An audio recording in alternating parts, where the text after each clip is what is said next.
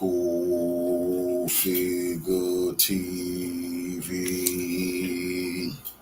Revolutionary salute. Revolutionary salute.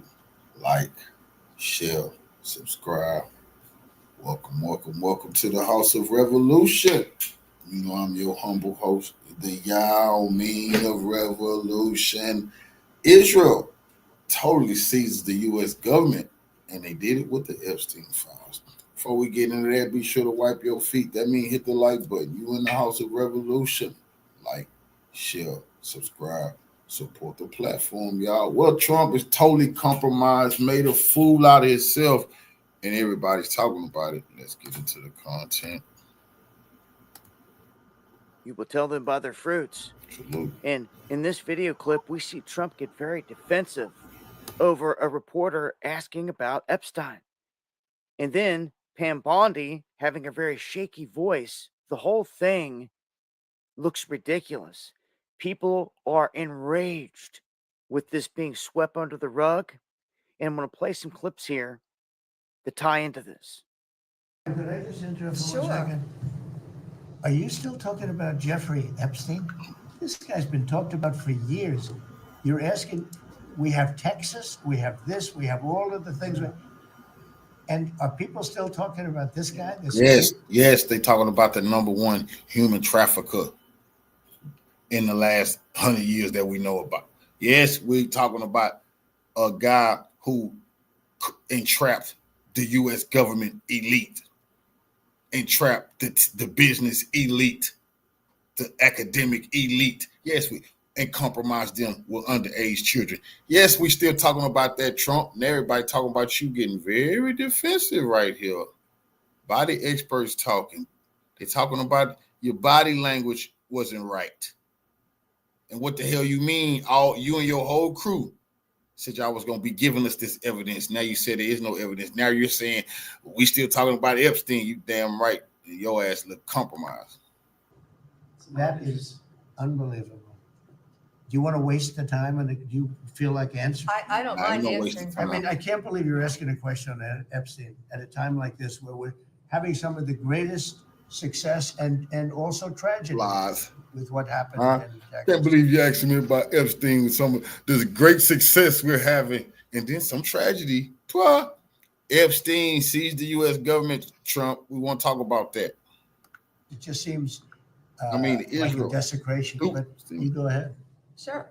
First, to back up on that, in February, I did an interview on Fox, and it's been getting a lot of attention because I said I was asked a question about the client list, and my response was, it's sitting on my desk to be reviewed, meaning the file along with the JFK, MLK files as well. That's what I meant by that.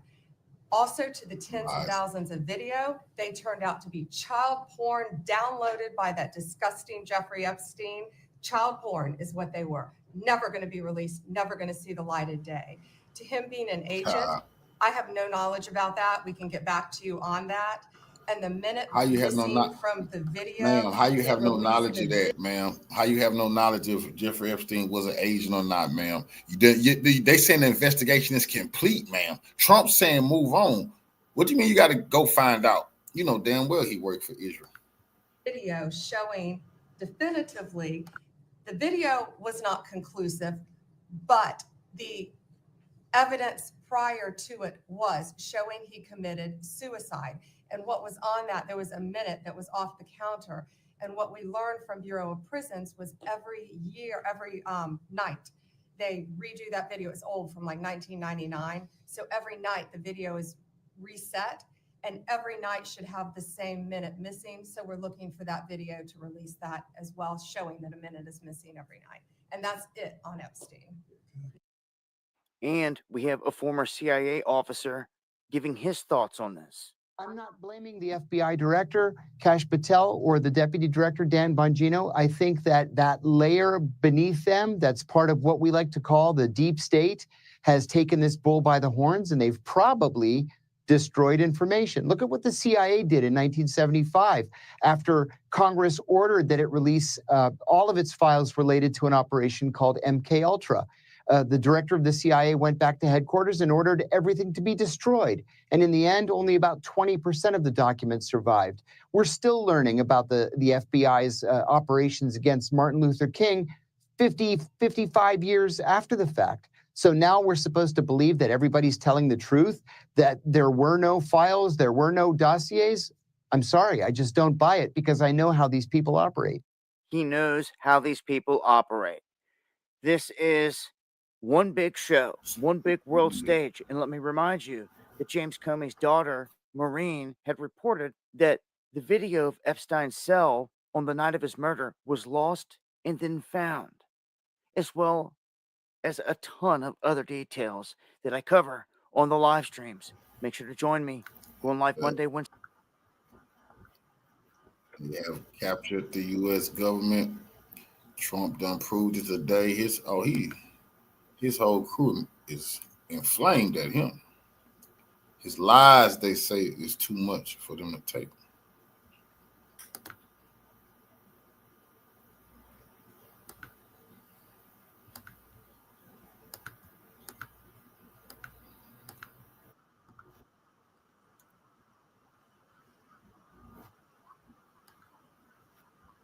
Perhaps not as much as the release of the files would have rocked them, although that's beginning to be a close call, because it's unlikely that Donald Trump's administration will survive unbroken by the decision of the president and the vice president and the attorney general and the chief of the FBI that Jeffrey, that there's no case to answer, leaving now, on the face of it, an innocent woman, Ghislaine Maxwell, whose father I knew well in a penitentiary in the United States for trafficking children for sexual purposes to no one at all.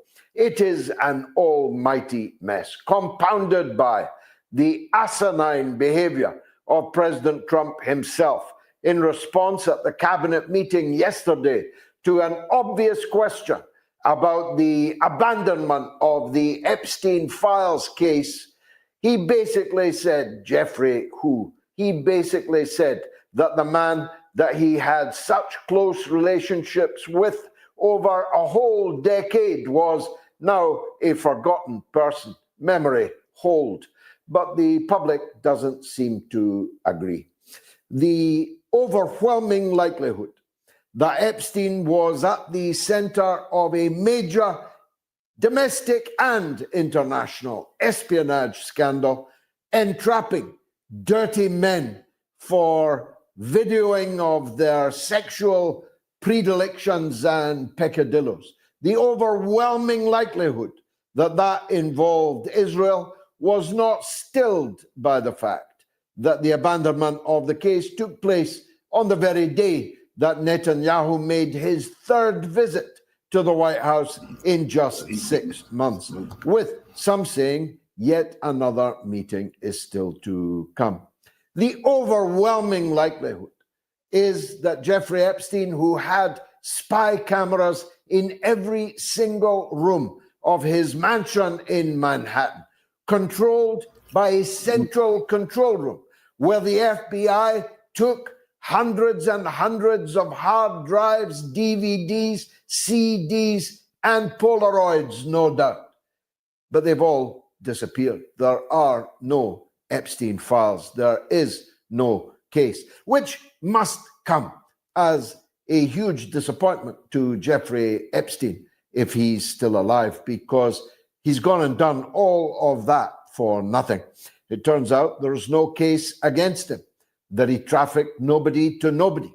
It turns out that the likelihood of additional prosecutions was zero. It turns out that the material seized from the Manhattan townhouse was so innocent it might have been Peppa Pig rather than what we thought it was.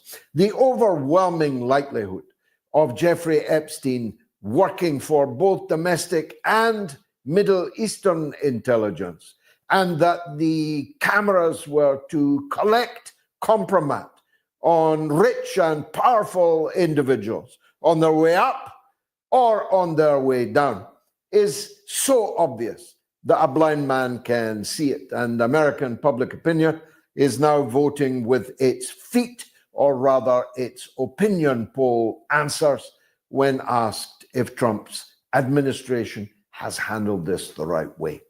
It's not helped by the fact that Donald Trump literally campaigned for the presidency on the release of the Epstein files.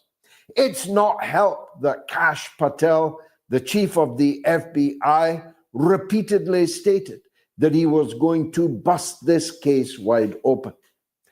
It's not helped by the fact that the Attorney General Bondi said that she had the files on her desk, the files that she now claims do not exist. It's not helped by the fact that sundry influencers were called to the White House and given binders of part one of the Epstein investigation.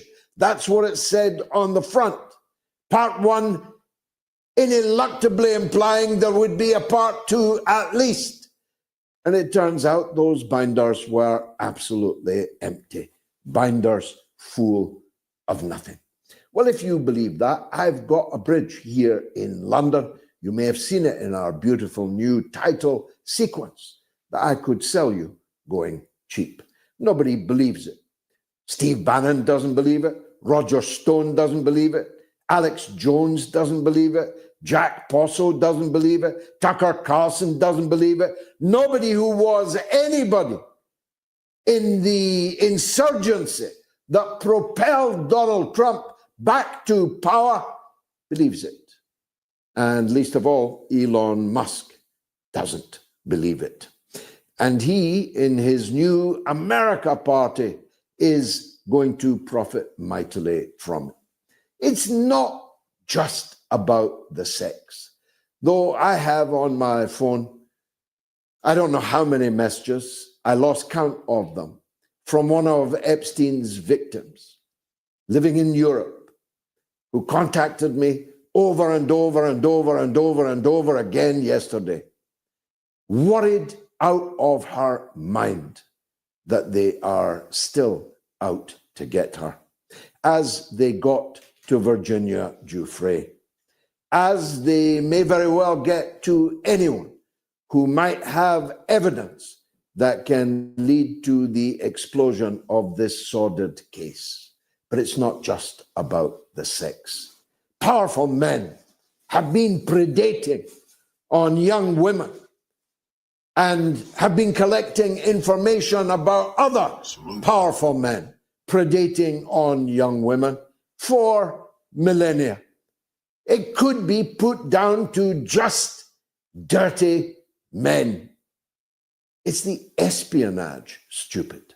It's the fact that it was being filmed for a foreign power, and that foreign power seems to hold not just overweening, but overwhelming power in the citadels of Washington, D.C., on the Capitol Hill, in the White House, and in the three-letter agencies, the so-called deep state.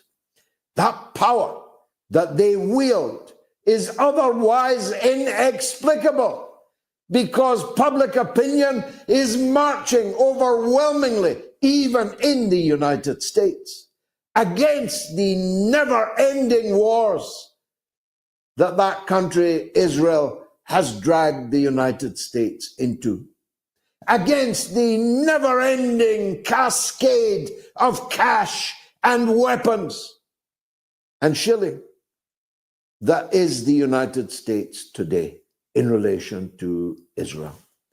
Public opinion is marching in the opposite direction to the march of the oligarchs and the march of the political class in Washington. Why would that be? Well, we already know about people we've never heard of even in the United States, receiving millions of dollars from the Israel lobby to keep their political careers buoyant. I'm thinking of Randy Fine. You don't get more buoyant than Congressman Randy Fine, but there are many, many others whose names are unknown even to me, a political junkie. But it's not just about the cash. It's about the compromise. You see, if you've been invited by Jeffrey Epstein and Ghislaine Maxwell to a townhouse in Manhattan, or to a sex island in the Caribbean, or to a ranch in Arizona, or to a mansion house in the Florida Keys, and you are filmed sexually abusing and raping underage girls that Maxwell and Epstein have provided for you, you are done. You are trussed up like a kipper. Not only your career will be over, if that compromise is released, your marriage will be over. Your children will shun you and spit upon your memory. Your neighbors will turn their backs away. No one will ever again want to know you, interview you, let alone vote for you. When somebody's got that kind of compromise on you, if they say bend over, you for sure are going to have to bend over. And what, if not bending over, is the United States doing with Benjamin Netanyahu? A man deeply unpopular in his own country, a man for whom and Netanyahu, I told you, I've been telling people, Scott Ritter and everybody else saying Trump controlled Netanyahu. I've been telling y'all that's a lie. This man controlled the United States. It's been him the longest. He is the dude, the king of Israel. All that prime minister shit, he the king of Israel. And he runs the U.S. And he the one who said America was like a calf that was waiting to be carved up. He been said that after 9/11. He compromised this damn government. And the day he came over here to meet Trump again, they announced that was the end of the Epstein investigation. Benjamin Netanyahu letting them know, okay, you say, you go out and say there is nothing on nobody. That clears all of y'all. But now what you gonna give me, you see? What you gonna give? What did Trump give Benjamin Netanyahu? Well, he attacked Iran, which is a major violation.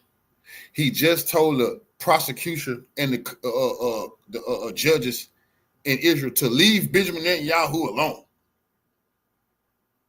But that was publicly. Then he publicly letting them know that the U.S. is not going to back anything Israel do if anything happened to Netanyahu. See, Netanyahu is over there playing politics with the Jews, letting them know he controlled the United States. Him. International arrest warrant for crimes against humanity, war crimes, is extant. A man who's supposed to be arrested on sight by the so-called rules-based international order 3 times in 6 months. I've seen Trump with Netanyahu more often than I've seen him with Melania over the last 6 months. And this time, with no press conference, this time with no address to Congress, this time is the most mysterious time of all. As I saw them gathered together, Netanyahu on one side, Trump looking distinctly peaky on the other, not so much the orange man as the purple man, a man prematurely orange, a man prematurely sunburnt, fake sunburnt, sitting uncomfortably opposite him. I got to wondering what it was exactly these fiends were planning. The 1C conference in Germany must have looked something like that gathering yesterday. The 1C conference when the final solution of the Jewish question was being resolved by Hitler's adjutants and minions. A conference. I've been in the building outside Berlin, where the death camps, where the concentration camp gas chambers, where the genocide, the Holocaust, the mass murder of millions of Jews was decided upon. So sensitive, they even minuted it carefully, but just not carefully enough. And many of the people at that conference were subsequently executed after the Nuremberg war crimes trials for crimes against humanity and are damned forever. I wondered if this was the 2025 edition of the 1C conference. I wondered if they were laying their ugly, devilish plans for a final solution of the Palestine question. I've got guests tonight who will have a point of view on that. I have my own suspicions. It might have been about that. It might have been another attack on Iran, or it might. See, that's why no party can go against Israel, because the Epstein files, they're all compromised. That's why none of them can say one word, because the Israelis got Epstein to compromise all of our political leaders, all of the tech company, and all of the business leaders, all of the business. That's just a fact. Might well have been both, given that both are inextricably linked issues. The one thing it wasn't about was the betterment of the American people. The one thing that it wasn't about was funneling state federal funds to Texas, where so many innocents were swept away in devastating floods just the other day. The one thing that it wasn't about was getting America back to work, getting the factories back into action, getting production, manufacturing, and all the other things that MAGA was supposed to be about. It wasn't about any of those things. It wasn't about the hunger crisis. With that last move, that was the last move. They finished. They will lose the midterms. They're not finna lose the next election. They finished, bro, with this move right here in America. This was, and it wasn't even about the plummeting popularity of Donald Trump, whose idea of changing the law and running for a third presidential term are now as dead. Salute to our Queen Kiana Perkins for the donation to the war chest. Revolution is real life. Absolutely appreciate the love, Queen. Salute to you. Now, I won't be no more nothing for this clown, war hungry maniac. I tell you though, it's the compromise. Yeah, they tried to whack him, but he shouldn't have ran, bro. Nobody told you to run for president if you weren't finna stand up straight. I don't want to hear they want you dead. So what? This Jeffrey Epstein information got nothing to do with your life. It's about your image. See, that's all they worried about now. You survived the assassination attempt. Y'all ain't winning nothing else. This disgusting. As the proverbial dead duck. In fact, Trump will be lucky to finish this presidential term. That's a fact. Trump's family, who must have dreamed of a Trump dynasty in American politics, must now be looking to their portfolios for something else to do with the rest of their lives. The one good thing about American presidential politics is that there's always another presidential election along in a minute. And there is along in a minute. Coming up, the final reckoning of Donald Trump after the bombshell of the failure of the investigation into the Epstein files. We'll be talking to the judge, not just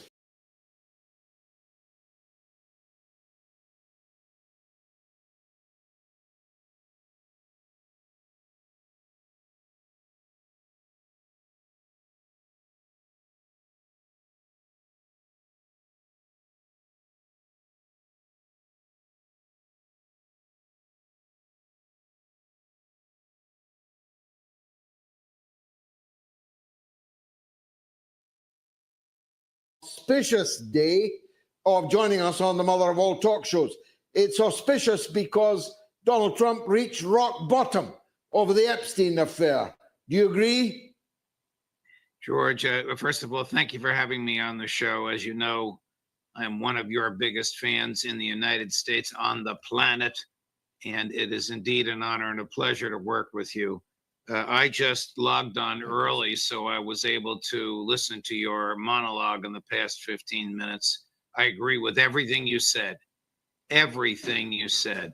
Donald Trump is right now at the lowest point of either presidency, and the indications are it's going to go lower. I can tell you why I think that will happen. But on the Epstein matter, Trump himself ordered the files released. A federal judge ordered the files released. The attorney general ordered the FBI to combine the files and put them on her desk. As you pointed out, she said she had them on her desk. And now all of a sudden she claims that the files never existed. She will probably take the fall for this. I don't think the director of the FBI will. He's wedded at the hip to Trump. But I think Pam Bondi, the attorney general, who is not really qualified to be attorney general, but she is a lawyer and she's a former state attorney general of the state of Florida. I think she will probably take the fall. The MAGA reaction to this has been over the top, and it will begin to bubble and boil even more so in the next days and weeks to come.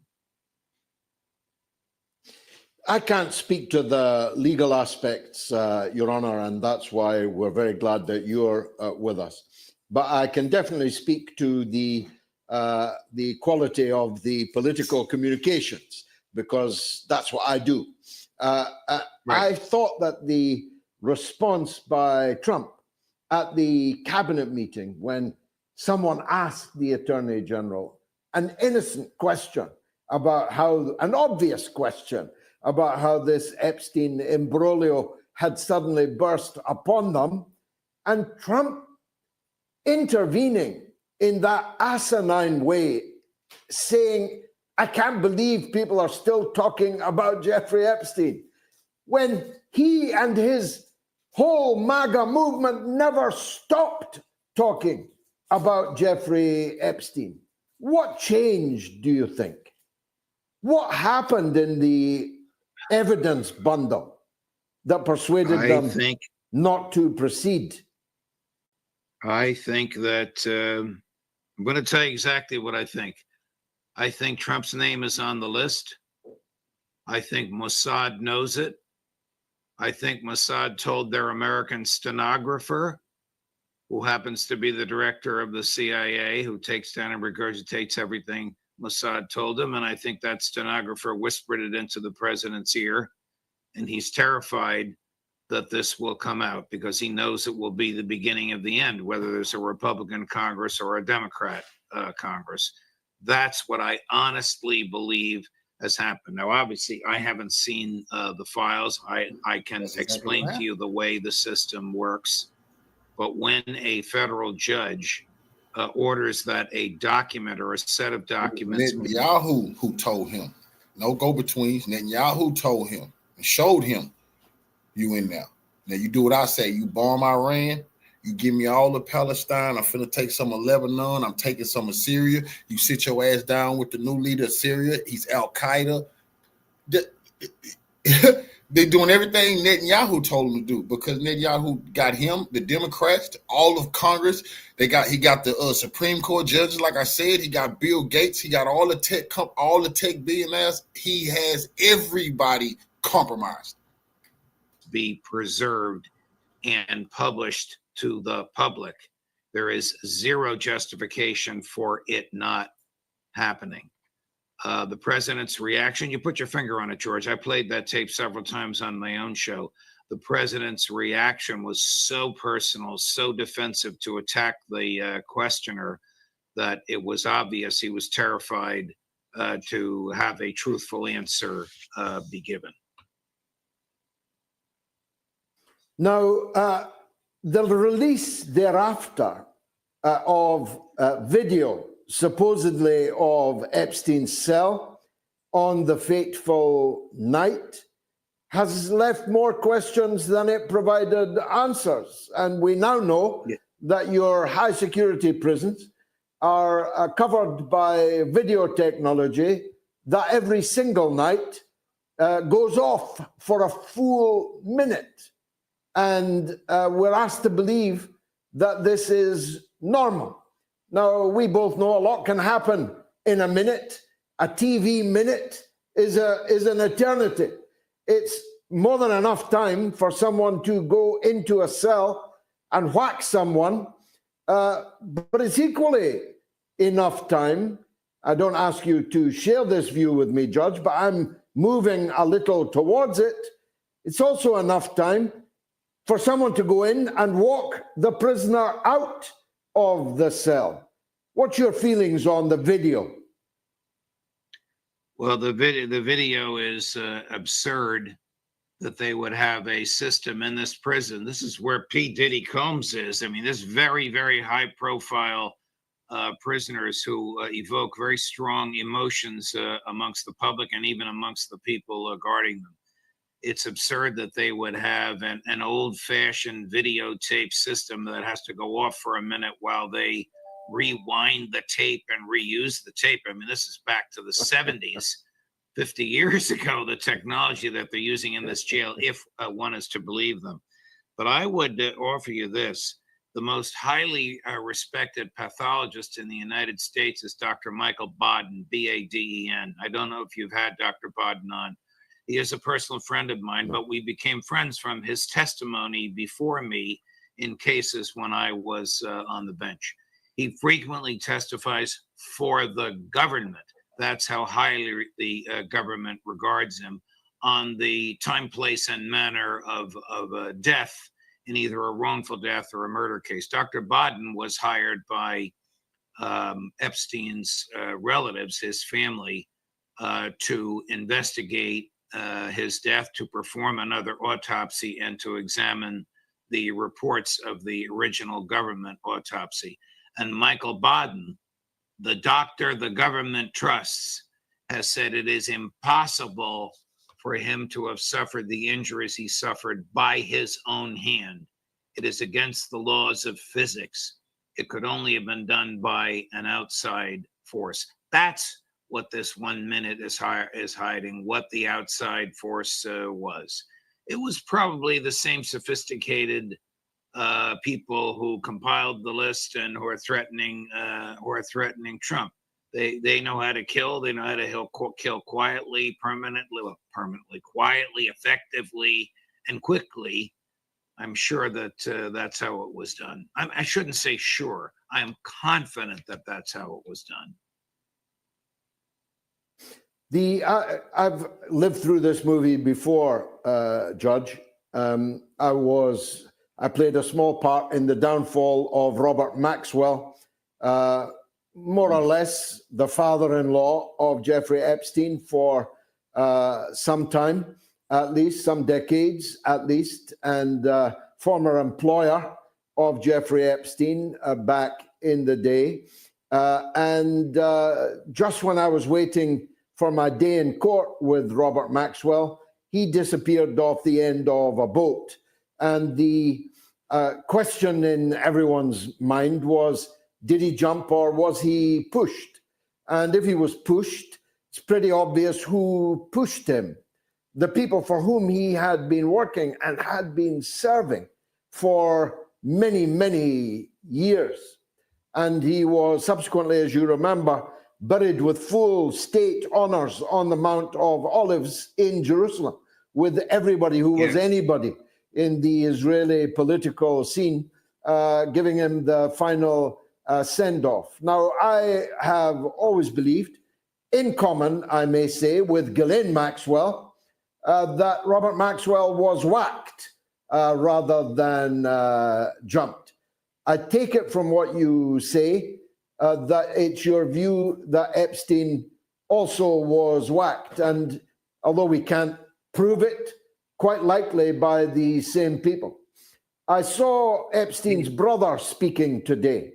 He laughed out loud when he heard Trump and co arguing that their brother had committed suicide. he's also totally convinced.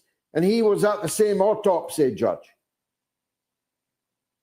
The people that we're talking about are the most effective killers in the world. They all work for an entity that would benefit with the death of Robert Maxwell as well as the death of Jeffrey Epstein. Maxwell was himself an open and notorious asset of Mossad. He may very well have been a paid agent, even though he was a wealthy man. He may very well have been a paid agent of Mossad. There's no real dispute about that at all. That's historically well grounded. But they probably were executed not by the same human beings, but by the same forces that do these things for governments around the world. Now, where does all this leave the aforementioned Ghislaine Maxwell, Robert Maxwell's favorite child? I am waiting for someone to go back before that federal judge in Brooklyn, New York, and say, Your Honor, you ordered the files released, and now the Attorney General said they were on her desk, and now she says they're not there. Can you use your power, Your Honor, to get to the bottom of it? She will if this is brought before her. In America, judges can only respond to applications before them. They can rarely act sua sponte on their own, but it is her order that began this series of events, which resulted in the Attorney General saying there is no list. And, you know, Kash Patel and Dan Bongino, I know them both. I know Bongino much better than I know Patel. They pounded and pounded and pounded away on this. And now they're the head of the FBI and like two little puppy dogs with their tails caught between their legs are saying what they know is untrue. They know is untrue, that the files don't exist. They've been told by their two bosses to say that. This is going to catch up with what does this all mean? Trump. Not so much because it's an untruth, but because he has, as you pointed out, and you ticked off the leadership of the MAGA movement in your previous segment, George. This has really and truly aggravated people who bled for Donald Trump, who did everything they could professionally, people mainly in the media, to bring about his second election. And this was number 1, 2, or 3 of the reasons. And now they've been so profoundly disappointed. This is not going to go away. What does it mean for Elon Musk's America Party, in your view? You know, I share Musk's view that we need a third party because we have the Uniparty, which is the pro-war, pro-welfare state, pro-surveillance state party, pro-Israel. I mean, this is 90% of both houses of the American Congress speak as one voice on all those issues: wealth transfer, surveillance, perpetual war, give Israel whatever it wants, no matter what it does. It is ripe for a third party. Now, I'm not so sure that Musk is the right person to lead it. He certainly would be the right person to fund it. I wish that our mutual friend, Ron Paul, were 20 or 25 years younger. He'd be the ideal person at this point in time to take the mantle of the new party. Perhaps his successor in the House of Representatives, Thomas Massie, is the one to do it. Perhaps his son in the United States Senate, Senator Rand Paul, is the one to do it. But the time for a third party is ripe. Now the American public is fed up with perpetual war. 750 American military installations around the globe in 80 foreign countries, $1 trillion defense budget, larger than the defense budgets of the next 10 countries combined, which includes Russia, China, India, Iran, and Great Britain. The public is fed up with this. And now this may be the straw that's breaking the camel's back. Donald Trump has turned on his public. He is committing genocide in Gaza. He is refunding the war in Ukraine. He is about to start a war in Iran. and he is not telling the truth about Epstein. This will be enough to cause his own people to turn on him and move to a third party. The Republicans stand for nothing. All they do is stand for whatever he wants. The Democrats don't have a leader and don't have an issue. And then whenever there's a Democratic primary, the people farthest to the left are the ones that win. The time for a new third party is right now, George, right here, right now. He's committing genocide abroad and suicide, political suicide at home. And of course, it isn't just on Epstein, as you just alluded, Your Honor. The words that he spoke about Russia yesterday, and we both have the honor of knowing the foreign minister Lavrov, one of the most sophisticated statesmen in the world. It was hard to believe that Trump was talking about him, that Trump was talking about the Russians whom he boasted he could get along with uniquely. Now he's promising Russia a little surprise. I have no idea what that means. Have you? No, but Politico is reporting that Donald Trump told a fundraiser in 2024 that he told Vladimir Putin on the phone, if you continue to invade Ukraine, I'm going to bomb the you-know-what out of Moscow. And Putin said, I don't believe you. And Trump said, I think he did believe at least 10% of what I said. Trump is reckless and wild, and he is surrounded by enablers. There was a time when Tulsi Gabbard and Vice President Vance were listened to. They're now shunned aside. Trump is totally surrounded exclusively by neocon Zionists who want to fight wars to advance American hegemony and to drive Vladimir Putin from office. This is not the Donald Trump who ran in 2016, and it's certainly not the Donald Trump who ran in 2024. I mean, Nixon used to play that crazy Nixon game, but at least we had some confidence that Nixon wasn't actually crazy. I'm not sure right at this point in time I'd be prepared to vouch for that in the case of Donald Trump. I'm sorry to say that I agree with you again, George. The evidence of unrealistic thinking is profound. I mean, just the other day, he said he knew nothing about the stoppage of the delivery of military equipment to Ukraine. He ordered it, of course he knew it, and then when it backfired politically amongst his base, he denied that he knew it. This is not a rational. This is not a way for a rational person to think and behave and expect that he is going to be believed. He is not believed any longer by his base. It will be difficult for him to govern. Finally, Your Honor, was it just a coincidence that Netanyahu arrived just as the Epstein files were tossed into the bonfire? I doubt it. I doubt it, since I'm sure that Netanyahu has seen these files. We know that Mossad has them because Epstein gave them to Mossad. If Mossad has them, then Netanyahu has them as well.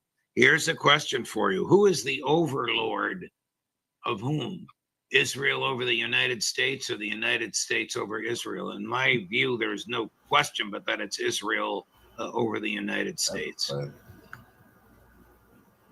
Well, as Donald Trump would say, although he is actually older than Israel, that's an age-old question. Judge Napolitano, an honor and a privilege.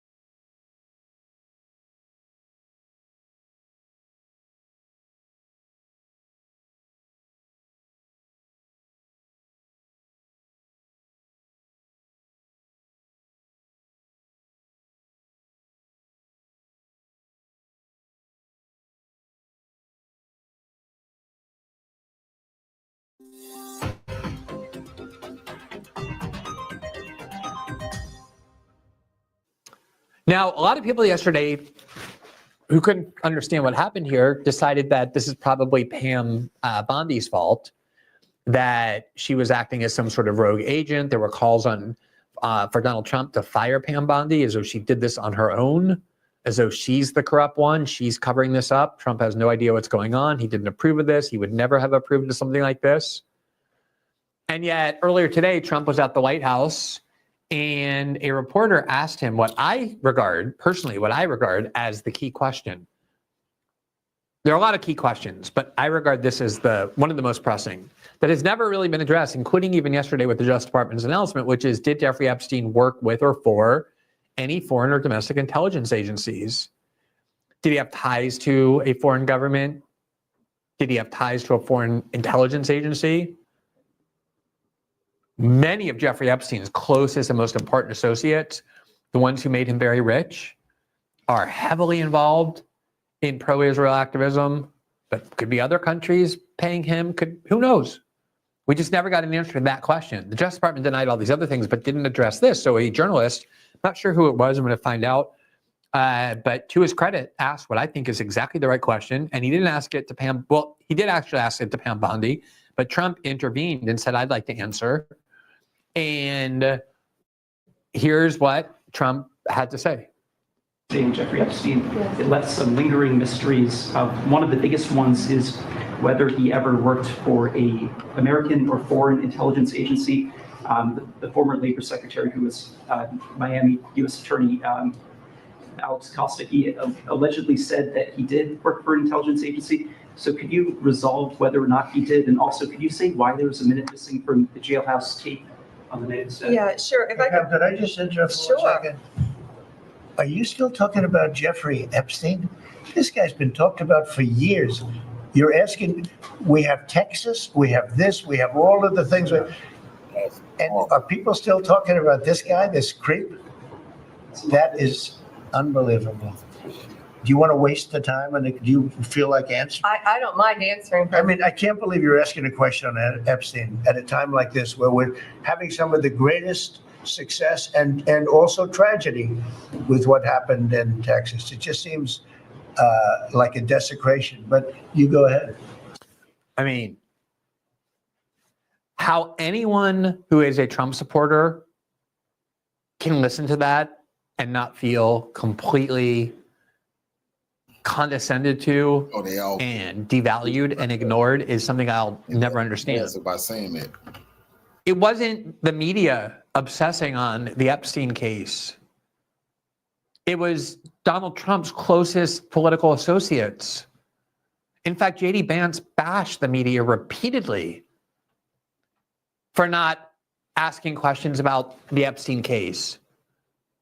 He said anyone who's a journalist worthy of that term would be digging into all of this and demanding answers from the Biden administration about why these documents aren't forthcoming, about what information there is, about who's on that client list. Kash Patel and Dan Bongino went on every podcast they could find, including in Dan Bongino's case, his own, to talk about this repeatedly. We showed you all the video last night. By the way, I was on Breaking Points earlier today with Crystal Ball, and I'm sure every show did this, but they compiled their own video montage of huge numbers of Trump officials, Trump supporters, leading Trump influencers over the last 4 years, begging the table in an accusatory way, implying that the Biden administration is in on this predatory pedophile plot because they're hiding all the truth.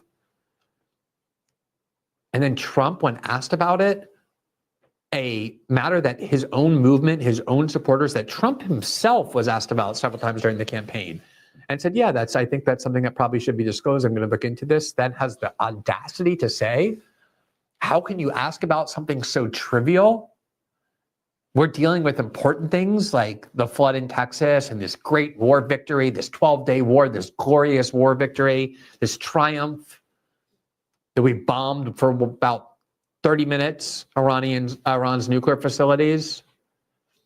And Netanyahu's here, and the two war leaders are expecting this parade in gratitude for this historic victory that they ended up waging. And Trump is saying,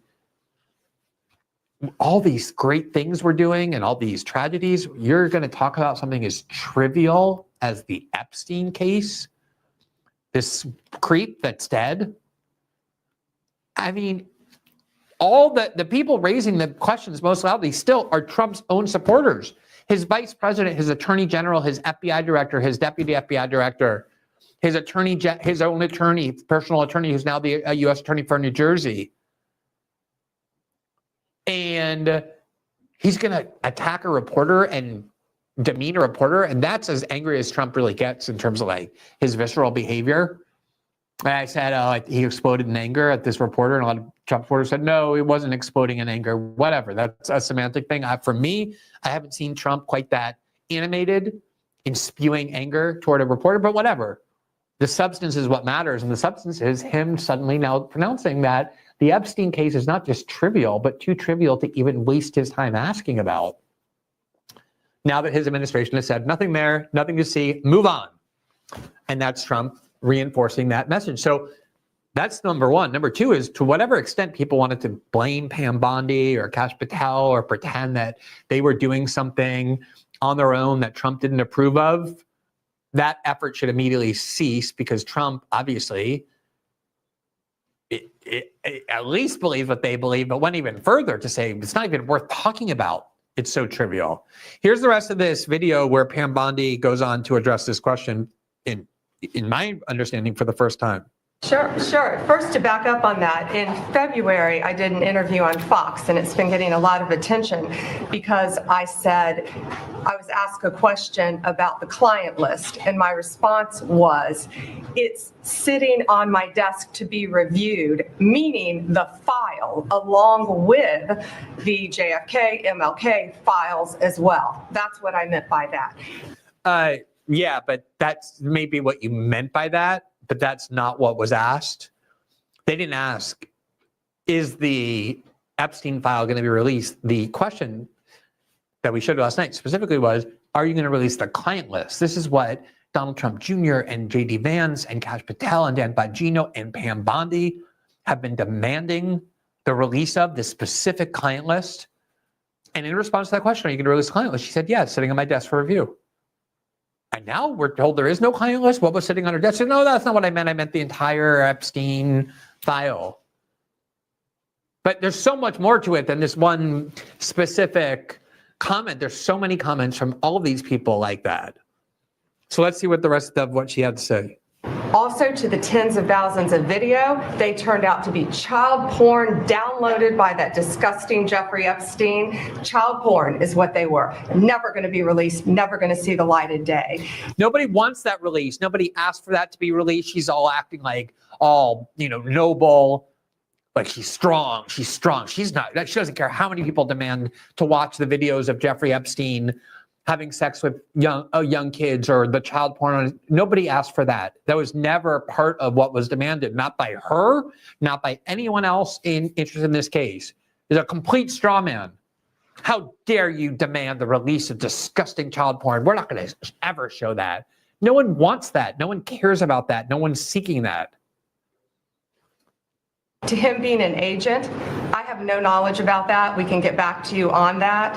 And the minute missing from the video, we released the video showing definitively the video was not conclusive, but the evidence prior to it was showing he committed suicide. And what was on that, there was a minute that was off the counter. And what we learned from Bureau of Prisons was every night, they redo that video. It's old, from like 1999. So every night the video is reset, and every night should have the same minute missing. So we're looking for that video to release that as well, showing that a minute is missing every night. And that's it on Epstein. Oh, okay, that's it on Epstein. You see what this decree? No more on Epstein. No more. Okay. This is. I only saw the part about Trump. The excerpt from I didn't hear Pam Bondi's answer. But I want you to note something here. She was asked a very specific question, which, as I keep saying, is a key question, if not the key question. For me, it's the key question, because it's never been answered, including in their statements yesterday. which is did Jeffrey Epstein work with a foreign or domestic intelligence agency? And you notice they're not answering that. She said, I don't have any knowledge of that. We'll have to get back to you. As though that wasn't even something that they looked at. For Israel, and everybody knows it. But we're never going to get an answer on that because Trump is saying, how dare you even ask about it? Pam Bondi is saying that's it on Epstein. There's evidence to connect Jeffrey Epstein to Israel. And we went over it last night. Not saying I believe or know that he was working in some way with the Israeli government or intelligence agencies in that government, or with the CIA or with intelligence agencies within the US government, but that's certainly something we ought to know. And that do you see they're still not saying it? There's no answer on that. Trump last night, just to make sure that no one thought that he had any different view or different position than Kash Patel and Dan Bongino, went to Truth Social and said the FBI, under the direction of Director Kash Patel and Deputy Director Dan Bongino, is back to the basics. Again, did a little detour on this irrelevant Epstein stuff because you wanted that. No, they wanted it. Kash Patel and Dan Bongino were the leading voices in the MAGA movement, pounding the table on this. They're back to basics, though, now, locking up criminals and cleaning up America's streets. We have the greatest law enforcement professionals in the world, but, quote, politics and corrupt leadership often prevented them from doing their job. That is no longer the case, and now they have been unleashed to do their jobs, and they are doing just that. Keep it up. Make America safe again. So, in case anybody was wondering, did Dan Bongino and Kash Patel or Pam Bondi do this? Because without Trump's direction, without his approval, without his knowledge against his will, the answer is no. The answer is no. Donald Trump is fully on board with decreeing that you get no more documents, no more answers, nothing on the Epstein file, notwithstanding how many times you are promised it. Thanks for watching.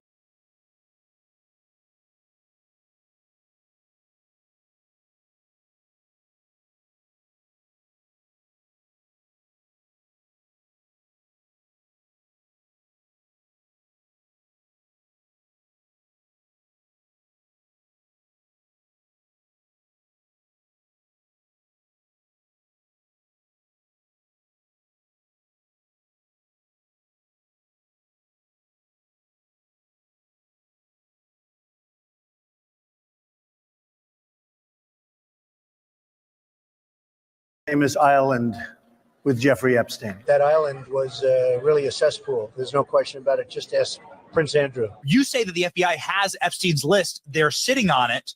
That doesn't seem like something you should do. You're protecting the world's foremost predator. That seems like an evil thing to do, regardless of who may be embarrassed in the release of that list. Why is the FBI protecting the greatest in human history? Simple, because of who's on that list. Who killed Jeffrey Epstein? This doesn't look right. It doesn't look like a suicide. You know, Epstein's an intelligence asset for people in the Middle East, right? I'm like, no, I didn't know that. I'm like, you sure that? The person, let's say, is like, I'm absolutely sure of that. His plane and that island, the cameras, there's a big assumption out there that these videotapes were exclusively in the custody of Epstein.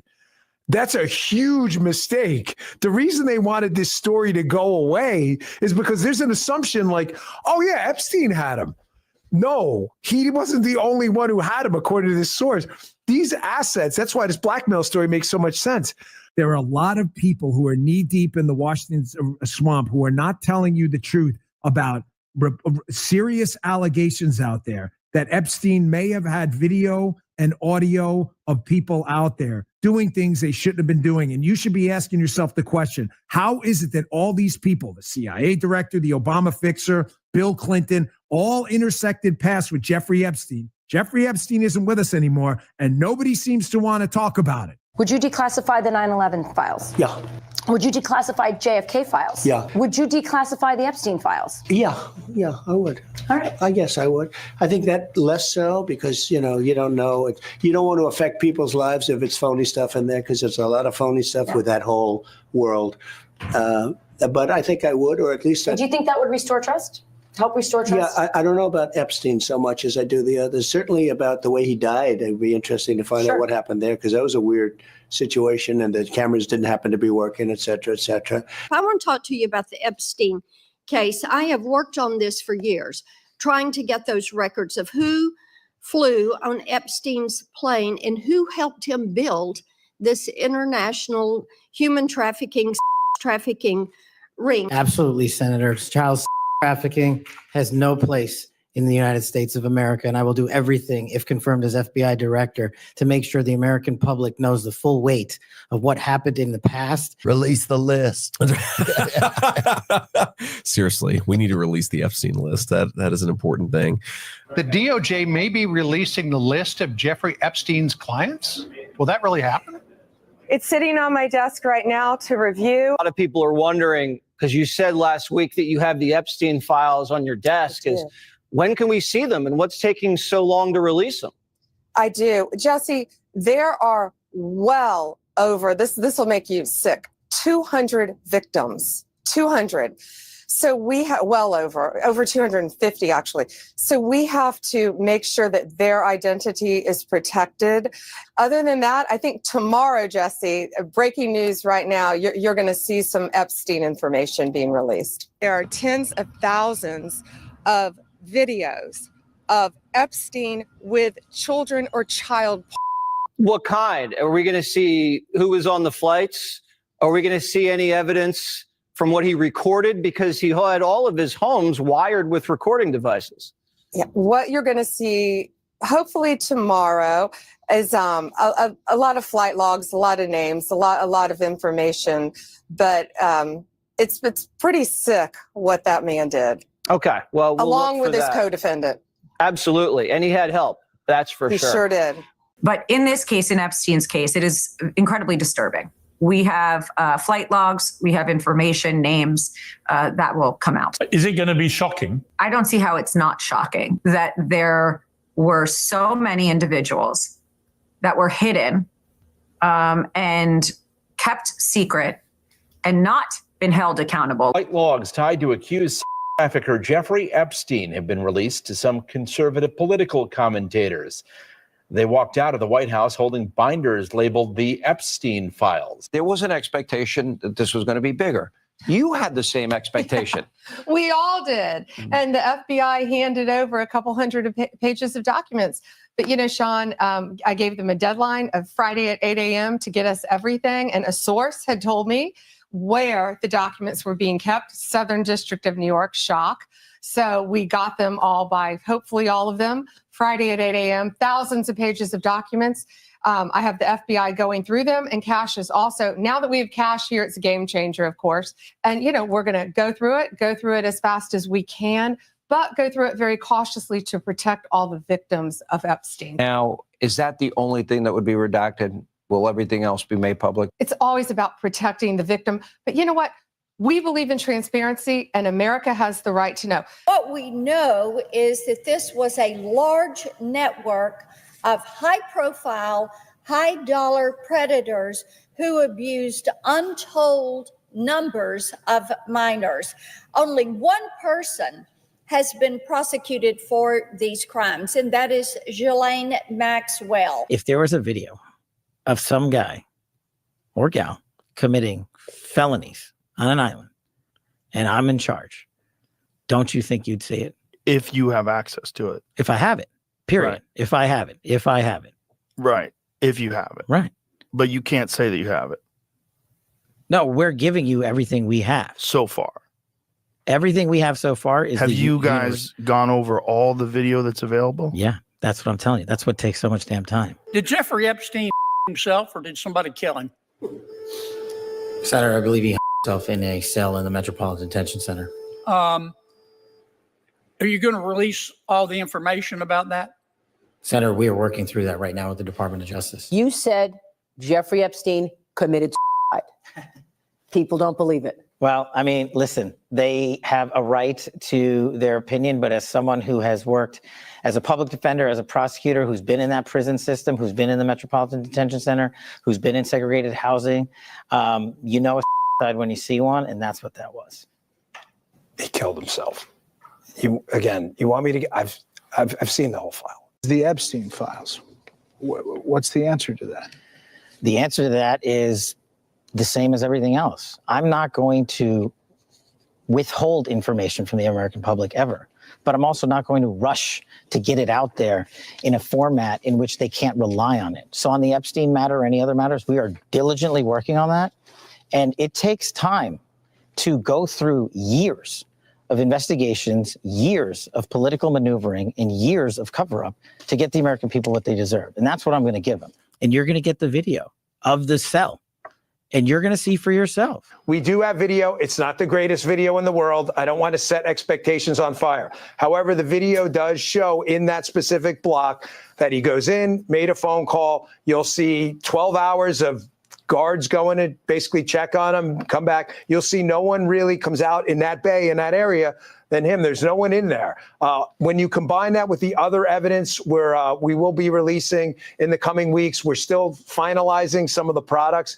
I think it's pretty clear. Overnight, the FBI and Justice Department releasing 11 hours of footage they say helps confirm notorious financier Jeffrey Epstein died by suicide in his Manhattan jail cell in 2019. But perhaps the biggest bombshell, investigators say they found no incriminating client list of Epstein's, no credible evidence that Epstein blackmailed prominent individuals, and no evidence that could predicate an investigation against uncharged third parties. Alex Costa, he allegedly said that he did work for an intelligence agency. So could you resolve whether or not he did? And also, could you say why there was a minute missing from the jailhouse tape on the night of the Yeah, sure. If I Could I just interrupt for Sure. 1 second? Are you still talking about Jeffrey Epstein? This guy's been talked about for years. You're asking, we have Texas, we have this, we have all of the things. And are people still talking about this guy, this creep? That is unbelievable. Do you want to waste the time, and do you feel like answering? I don't mind answering. I mean, I can't believe you're asking a question on Epstein at a time like this, where we're having some of the greatest success and also tragedy with what happened in Texas. It just seems like a desecration.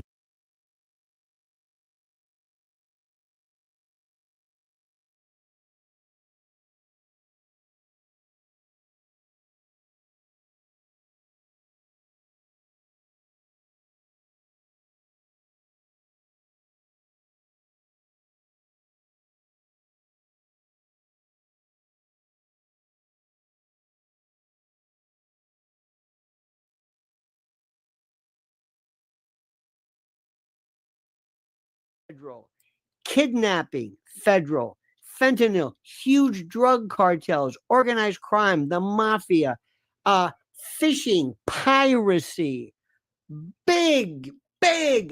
You don't just do this. You've got divisions. You've all over. We've got a 350 million person country here. This is what this is what he does. So first of all, I'm wondering, and let me just imagine this, okay? We're at a pub, and I got a bunch of shot glasses, and each shot glass is a possibility. Possibility number one, Trump doesn't know what the he's doing. He hires a bunch of nincompoops, retardates, morons, narcissistic, star wannabe hacks from the world of, whatever this thing is, YouTube or whatever, who just got a big mouth and don't know what they're doing. Dan Bongino, worthless as tits on a borehole, a waste of time. He is circling a vulture to basically move in. And then he got cash. You got cash, but like, I don't know what's going on here. I'm confused. Wait, no, seriously, Sean, you don't understand. I've got all these I've got these files. Yeah, files, that's it. I got these files, and before you know it, oh my, that hurt, by the way. What are you doing? Nobody. Now, let me go through this. Number one, we don't even know who killed or how Virginia Giuffre died. Don't you understand this? We have the attention span of a gnat. Whatever happened to her? The number one person. That's number one. Okay. Number two, this business of, okay, please forgive me, because this is why I've been going crazy this morning. Everybody has this idea that it's the Mossad. Remember her.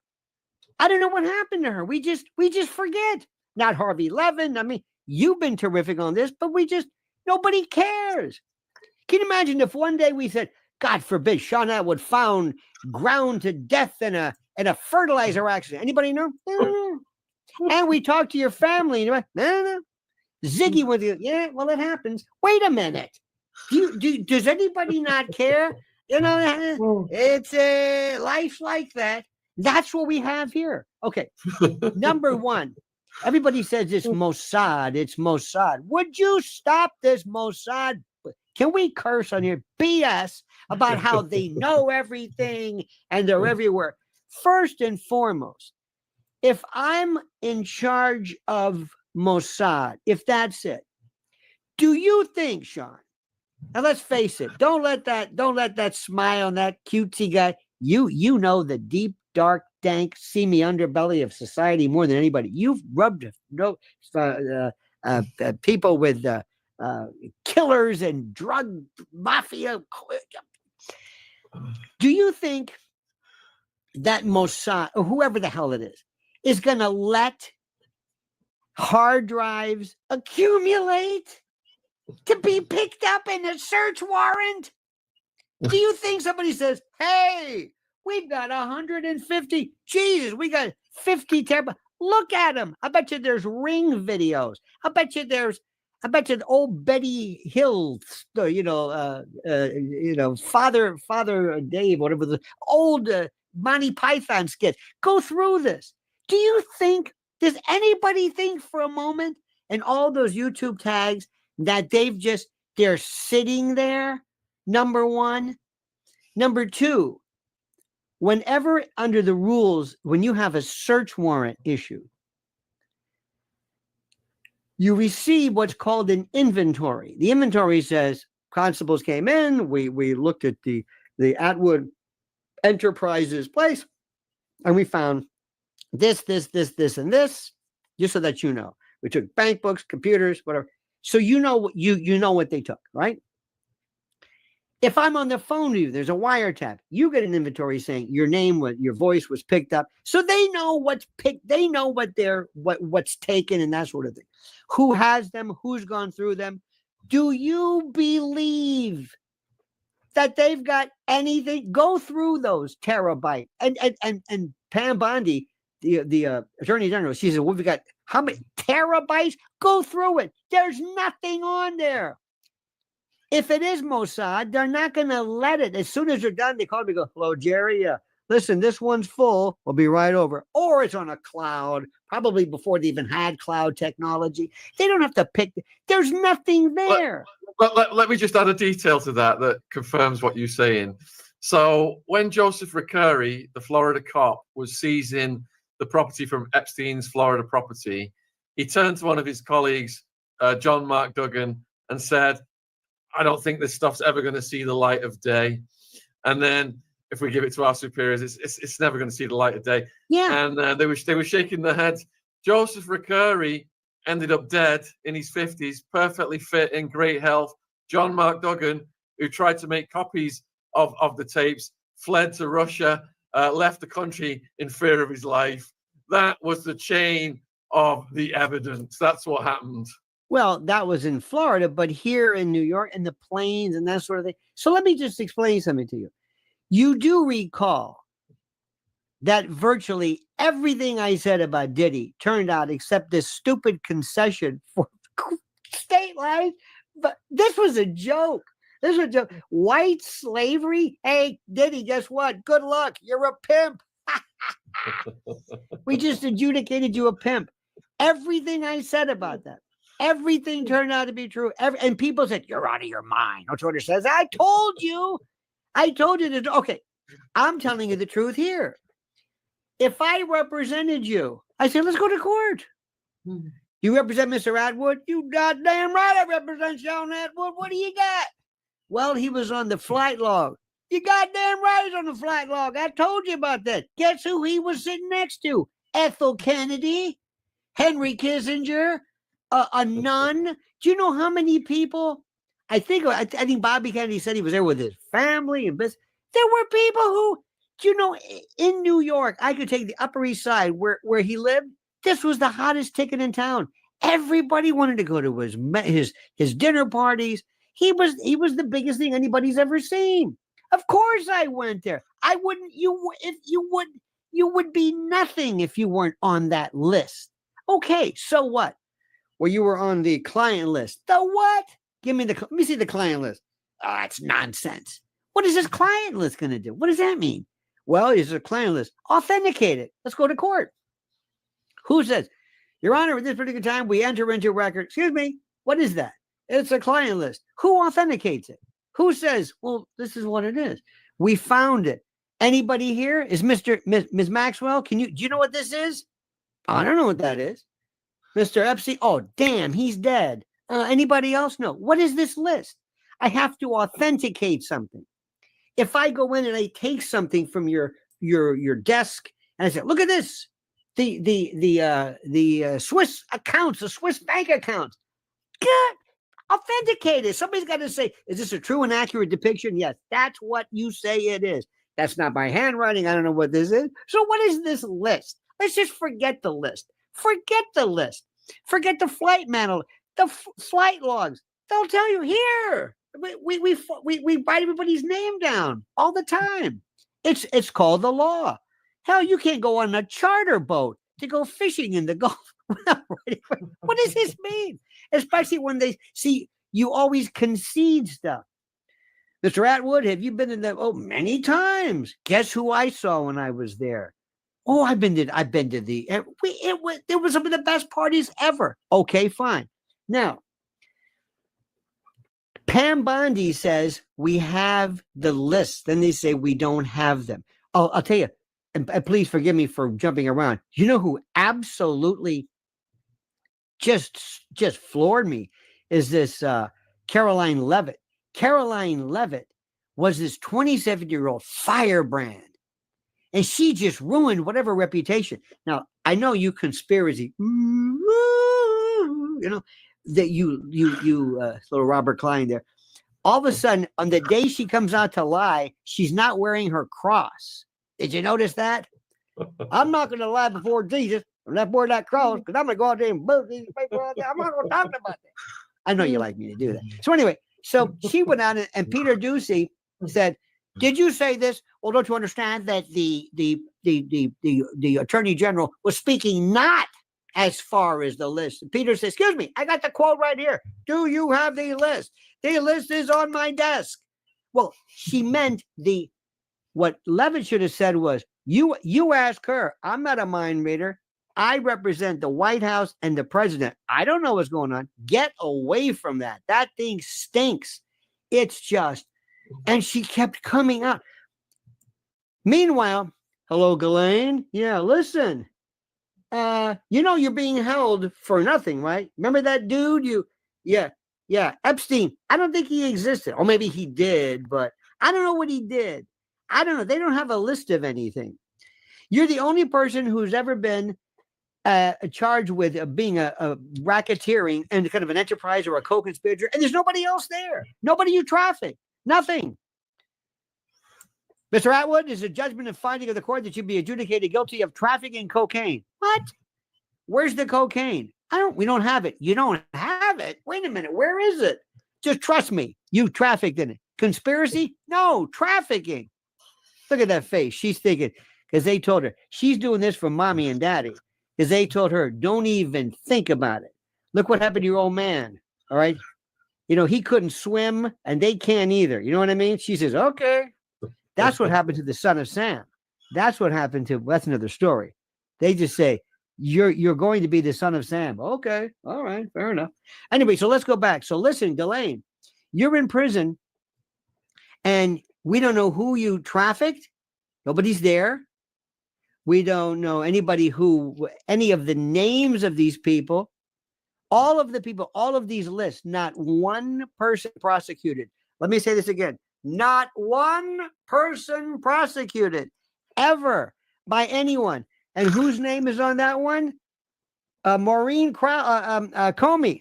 Ta-da! Isn't that something? That name keeps popping up. This story. So listen, Let me go back to your case. Mr. Atwood, you've been found guilty of trafficking. Well, where's the drugs? There are no drugs.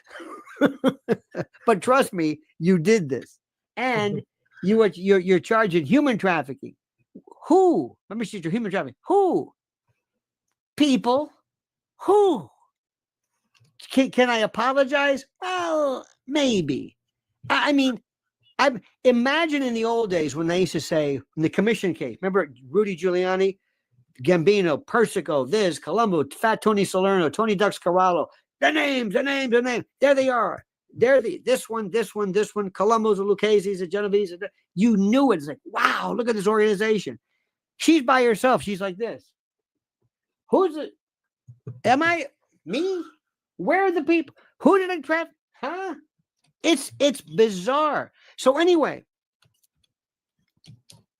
instead of anybody saying, look, Trump should say, I really effed up royally. These subtards, they're out of here. I don't know what's going on. I don't know where we're going. Do you remember the day at the White House when they had all of these influencers there? They had Cat Turd was there. I think Libs of TikTok were there. They had who was all these other people. I mean, Loomer maybe. Loomer's all over the place. She doesn't know what she's like. So anyway, they were handed. They said, "Thank you, Mr. President. One more thing. We got a goodie bag for you." Oh yeah, this is a little stationery from the White House. Oh, thank you. I want a little pen set from the. Oh, thank you. A little paperweight. Oh, and this. What's this? This is the Epstein files. You want them? These are the files, and the big one was a white folder. I think they went to FedEx or Kinko's or something, and they bought these things. They go, thank you. What the hell is this? And they said, we'll get more for you later. There's more where that come from. Okay, again, volunteered. Then she came out one time and she said, I saw 10. Didn't she say tens of thousands of children? Tens of thousands. Did I hear that right?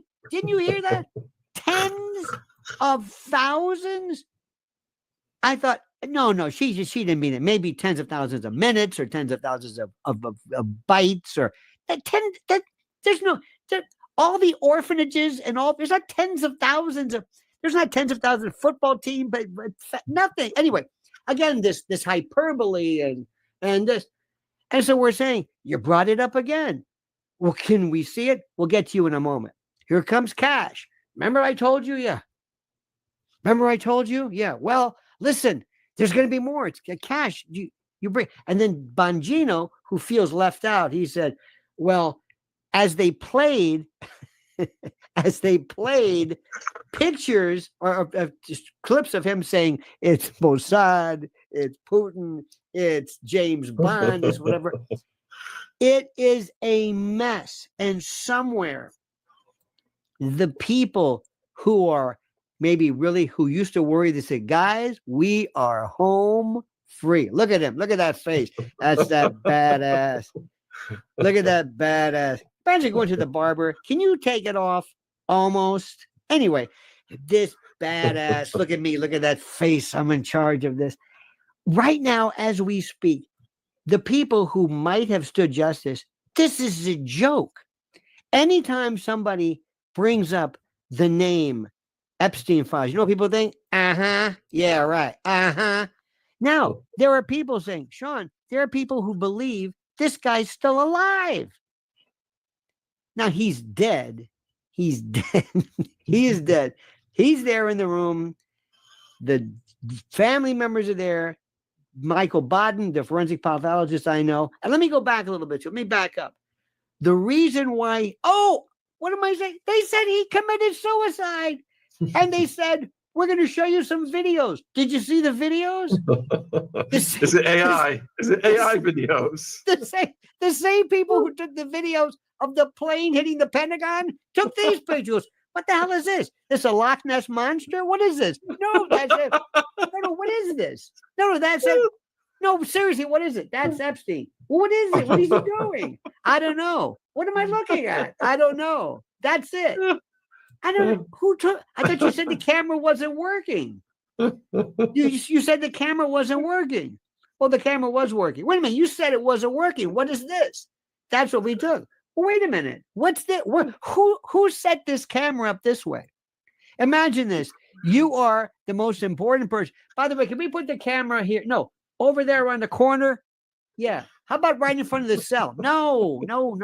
Don't you want to? No. Why don't we put the camera in front of him?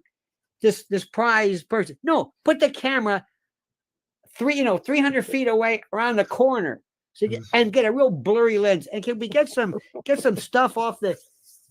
You got it. Okay, good. There we go. That's terrific. So anyway, so they say he committed suicide. Now, let me just explain this to you. And this is the bottom line. This comes down to forensic pathology. Exhibit A, the hyoid bone. I'm so tired of saying this, but this is the prosecutor in me. It's that simple.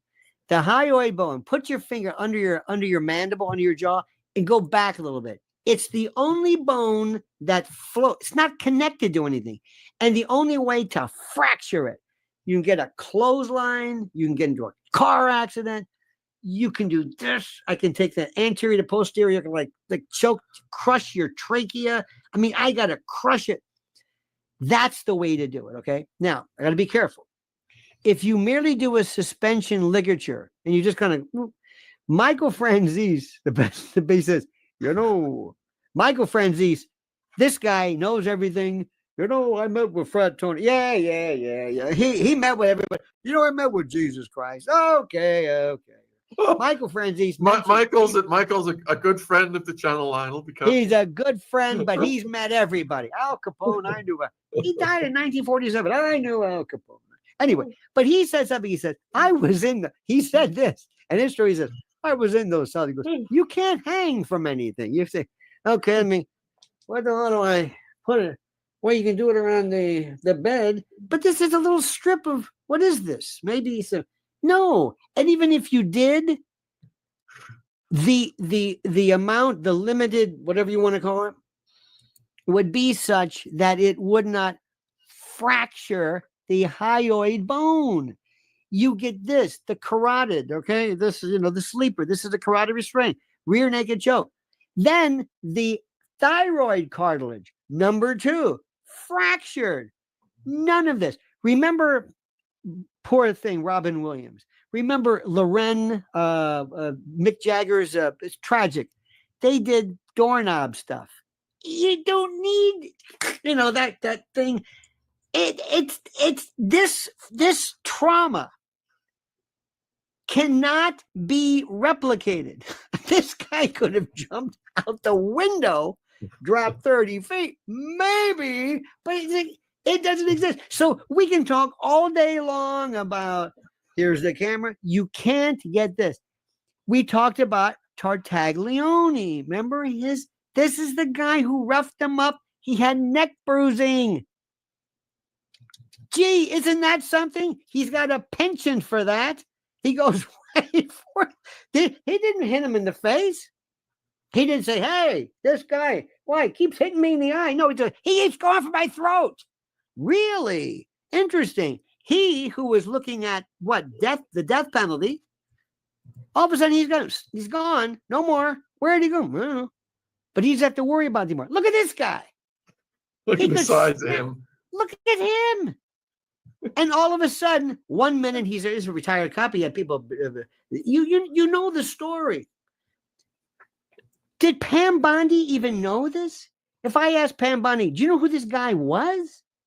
Do you know what this is? Think about this. It's like, you got to watch out for this Atwood. Why? Well, every time he gets mad, he goes right and tries to choke me. He's like, really? He goes, yeah, he tries choking me all the time. He don't punch, he don't kick, he don't nothing. Then slap you in the face. Goes, argh. Well, that's the guy. And lo and behold, it's almost like, and here's my thing. Have you ever noticed, Sean, you ask yourself, am I missing this? Are these people so stupid, or do they do this on purpose to sit there and say, no, we couldn't be that stupid. We couldn't be that. You don't think we're that stupid, do you? So I don't know. I'm not sure. Going back to what I said, Pam Bondi never had to bring any of this up. All she had to do was say, look, I'm the new U.S. attorney or the new attorney general. I haven't even been in office a year. I don't know what to tell you other than the fact that I'm going to be investigating this. This is a very sensitive situation. I say, okay. I'm not going to reveal. I'm not going to compromise any investigation. I inherited this. Okay. But no, she keeps bringing it up. And these other two numbnuts. And then when she's asked about it, so I'm thinking to myself, does the president know what's going on? Now, not to be outdone, you did hear Charlie Kirk, and I don't know who the hell to believe anymore. Charlie Kirk said he's hearing that the president is being asked to grant amnesty for all these illegals because of the midterm. That's another thing. I'm thinking, oh my God, what's going on with that? And then now listen to this. He's meeting with Bibi Netanyahu. Bibi Netanyahu just nominated him for the Nobel Peace Prize. First of all, Nobel Peace Prize doesn't mean anything because they gave it to Obama. He wasn't even in office yet. And he said, well, by the way, sit down, good news. You got the Nobel Peace Prize. I didn't do anything. Doesn't matter. Okay, thanks. What's going on here? So he, who is being investigated, not saying it's right, by the ICC, the ICJ for genocide, and he nominates, that's like Pol Pot, theoretically, or, listen, Putin, listen, a lot of people, Putin's on Kissinger, just because, you're investigated. But anyway, so he just is handing this nomination to Trump, who just bombed Iran for reasons because we think maybe they might have had a weapon, I don't know, and then took out targeted assassinations of Soleimani. He's getting the Peace Prize. I mean, you can't write this. What? Who's writing this? It's like, are they doing this? Are they effing with me? Do they go, listen, Mr. President, yeah, baby, let's F with Lionel. Yeah, I'm going to give you the Peace Prize. Atwood, no, he's in on it. He's going to call, and he's going to give him a stroke. He's going to have a stroke because I can't believe I'm living in this. What is going on here? And by the way, what's happening in New York? We have this socialist, this crazy guy running, Zoran Mamdani, who's going to be our, what's the name of the guy from London, the mayor of London? He's going to be our guy. This guy who's 33 years old, he's only worked 3 years in his life. Anyway, that's another story. So I am immersed in this craziness. So do you think that all of a sudden, if maybe Bibi and, Trump is saying, so, Mr. President, yes, Bibi. So what do you think about the Epstein thing? Oh, yeah, about it would be a shame, would it not, if some of the pictures became, I don't know what accent this is, but it would be a shame, would it not? Because Bibi doesn't have an accent, but it would be a shame, would it not, if these pictures gone out? You know what I mean? And also, what if they went to Trump and said, listen, you know who we've got on here? Let me give you this list. Holy, yeah, listen, we can use this. Forget him. I can pick up the phone and you know the old story about J. Edgar Hoover. J. Edgar Hoover was the head of the FBI for years. And J. Edgar Hoover would say, Atwood, yeah. Edgar Hoover here. Yes, Mr. Director. Listen, good news. I got that guy who's got the picture of you with the duck. You lathering cream cheese and squatting over the goldfish bowl? What? We've got it. Don't worry. It's not going to get out. Took care of it. You got friends with us. You've got that? Yeah, but don't worry. How did you get it? Doesn't matter how I got it. But the good news is it's not going any further. Now, Congressman Atwood, yes, about that budget, whatever you want, you got it. Take it. Here's the just sign your name. So Trump would be able to use this, but that's been now ruined by Pam Bondi theoretically, because what are you going to show? I mean, once Linda Liu brings up Bohemian Grove, you're absolutely right. That's another thing. And I'm glad Linda Liu, if that's your real name, Linda Liu. But if that comes up, think about this. they're going to say, "Oh yeah, I was on the Epstein plane. I was also at Bohemian Grove. I was at Bilderberg. I was at Mont Pelerin. Every year, this is where the Mises groups meet. I was at Davos, G7. You ever been to the BIS, the Bank of International Settlements in Basel? That's the central bank of central banks. I was there. I was going to be at G7. I was going to be at Davos. Did you go to Soros' birthday party? I was there. Did you go to World Economic Forum? I was there. Did you go to Klaus Schwab's? Yeah, I was there. I go to all these. This Epstein was chicken married. It was nothing. It doesn't matter. I go to this stuff all the time. I've been to the White House 17, 18 times. What do you mean? This is nothing. I've been on a plane sitting next to F.O. Kennedy or whoever it was. Come on. What do you people do? What do you think? You've been elevating this to this. Oh my God, the status of. So this is, but whatever this was, it's now ruined. It's been liquidated. It's a laughing stock. They've just, and again, maybe I'm so conspiratorial. Maybe Trump said, listen, Pam, go on, make a fool out of yourself, ruin your career, your name and everything. You too, Caroline, so I can help my friends who are on this thing so that we can make it a laughing stock, as opposed to just keeping quiet and not saying anything and letting it go and just going, not exposing it. And you do realize, Sean, that in the event they were to make this, you cannot possess CSAM, child sexual abuse. You can't possess it. So you can't release it. I don't want it. I don't want a thumb drive of it. I don't want it. I don't want to see it. I mean, this is it. And let me go a step further. Nobody wants to hear this. If Virginia Giuffre were here, she'd say, I didn't go out and pull anybody off of the streets. They came to me. We had more girls wanting to do this. They used to take us, remember when they would take them on shopping trips? Louis Vuitton, this and that. I mean, it was the time of, you can't believe they loved it then. Now, I don't want to make fun of this, but do you think that they were out there snatching? Now, some women say, yes, it was terrible. And I'm not in any way trying to demean all this. But a lot of those girls were there because they went on trips and they did. So do you really want to do this? And by the way, what are we talking about? 20 years from start to finish? This case was going nowhere.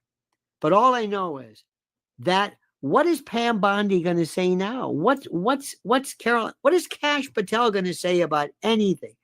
Because everything Kash Patel says, you're going to hear this. You mean like Epstein? I mean, that's it. Everything he does. Today, the Department of Justice announced a 45,000 count indictment against fentanyl trafficking. You mean like Epstein? Okay, all right. I forgot. And we have evidence of fentanyl abuse of it. You mean like Epstein? Yes, he's a joke. He's a joke. I mean, no matter what happens, if they say no, we found who the guy who shot JR or whatever. So MAGA doesn't know what to do. They are freaking out. And the second thing is, this is the most important, and this is more kind of internal. There's some talks. Bannon's talking about this against Charlie Kirk. Say what you want about Charlie Kirk, but Sean, these and you are the new faces, the new voices. It's not Walter Cronkite anymore. It's not Sean Hannity. It's you. It's this. This is where people go. This is where they go. This is what they do. The bottom line in all of this nonsense is that he is saying for the first time that maybe the ruling class might get him to back off of his anti, if you will, his immigration status. And one more thing, I want to just throw this in. I'm not trying to make things unnecessarily complicated. But this president, I don't know what he feels anymore. I don't know. He went through 2 or 3, but 1 assassination attempts. If he doesn't have PTSD, nobody has it. Seriously, I mean, if he doesn't have that, and I don't know if he figures it's my legacy. Do they like me? Do they care? Can I win? I don't know what he's thinking. I don't know. I don't understand our Middle East policy. I don't understand it. I don't understand any of it. Did you see the reaction of Sean Hannity interviewing the president of Iran? And he said, well, why can't I talk to him? It's just incredible. Well, why can't I? This is a new world. This is a new world. You mean to tell me what? I can't interview him, but these other people can go and speak on behalf. They can go to a G7 or a Bilderberg meeting and basically violate the Logan Act, and I can't interview somebody in the open. Remember, Mike Wallace interviewed the Shah of Iran. Remember that? When he says, Mr. Your Excellency, or whatever, please, no respect. But they say you're crazy. What? I mean, he looked at him like, what? Barbara Walters interviewed Fidel Castro. This has been going. John Miller, our ABC, what am I trying to say? The law enforcement investigator. He sat down with Bin Laden, supposedly. So all of that is forgotten. Sean, this is a brave new world. It's immediate. It's immediate. And Steve Ducey, Sean Hannity, Fox, Newsmax, any other kind of stuff, it doesn't matter. This is what matters, because you got to catch the swirl. And you've got to look and see what's going on at X, going on here on the various platforms. Even, it's funny too to see people like Alex Jones, whom I respect tremendously, as do you. He's wondering, because I think he wants to be in good favor. A lot of people also are hoping for more pardons down the line. I don't know what's going on, but you want to keep that part. You know, Trump was pardoning everybody. I mean, people who weren't even in this country. Who are you? Who are you? I'm from, so you don't want to get on his bad side. So people right now are really losing their minds. And the foundation that was MAGA, the base of it, we're so confused. I don't know what to believe. I'm serious. On one day, Elvis died, like you said. Santa Claus, God, the Tooth Fairy, to everything, and this was an unforced error. It's an own goal. What did you do? You didn't have to do this. Nobody forced you.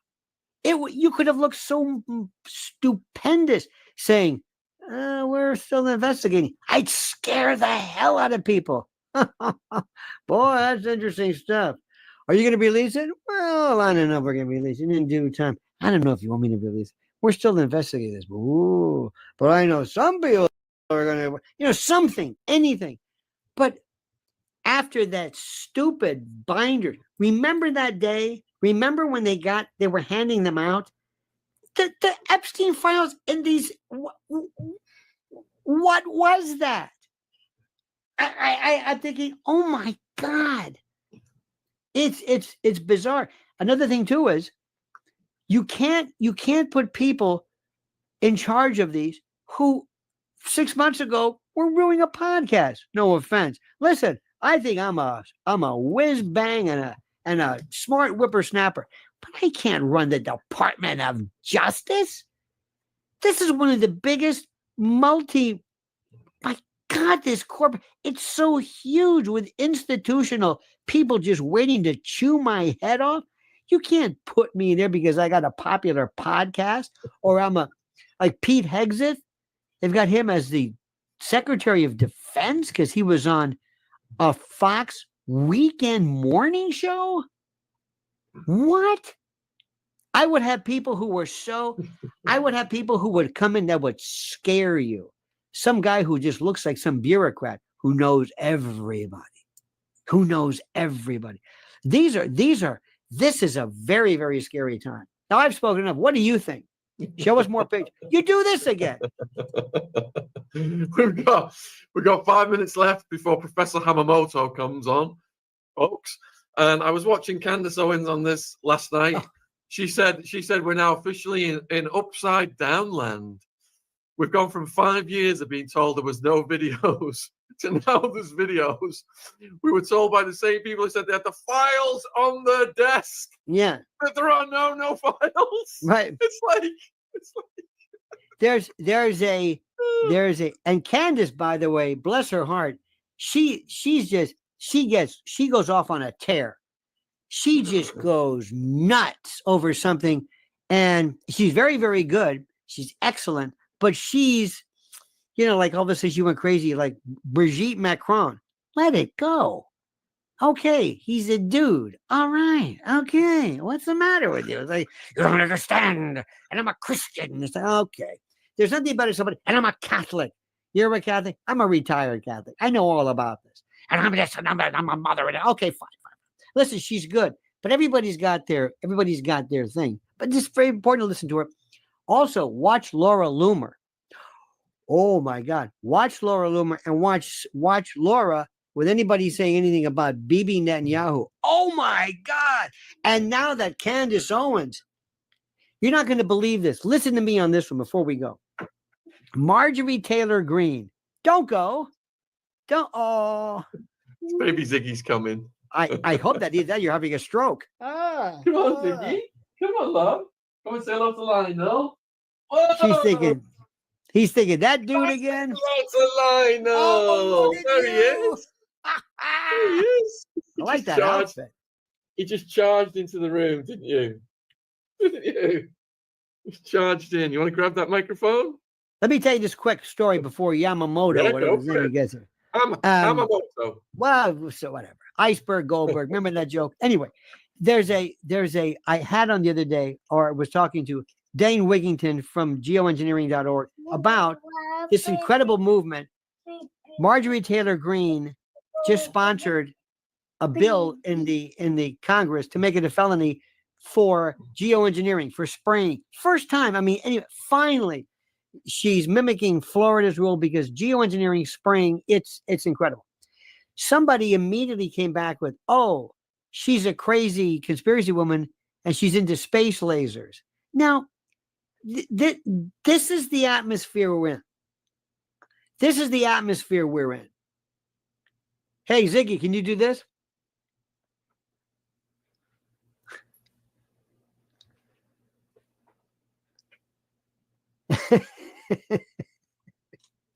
Anyway, I don't know what's up and down, like she says, but the other day I was just thinking, we're finally making some effort. Bobby Kennedy, remember when Bobby Kennedy was supposed to come in there and knock things up? And I'm going to do this, and I'm Mr. Anti-Vax and mRNA and the autism. What did he say? I got red dye number 3. Don't get the Fruit Loops. What happened? So we went in with the only thing, and I'll leave you with this, the only thing that we did, which was of any note, was that under Elon Musk, who was somewhere, we stopped USAID, the most corrupt criminal enterprise ever. And it was great. Now Doge stopped. And now we got this. And say, what is this? We had Dr. Oz. Remember Dr. Oz? You know who he is, right? He came in, he's got white hair now. What does he do? I don't know. We have this Marty McCary, one of the great Johns Hopkins physicians, talking about vaccines and like, what does he do? I don't know. Dr. I can't remember, Shamaranda, whatever. What does he do? I don't know. We had Carrie Lake. Carrie Lake's in charge of Voice of America. What the hell is Voice of America? I don't know.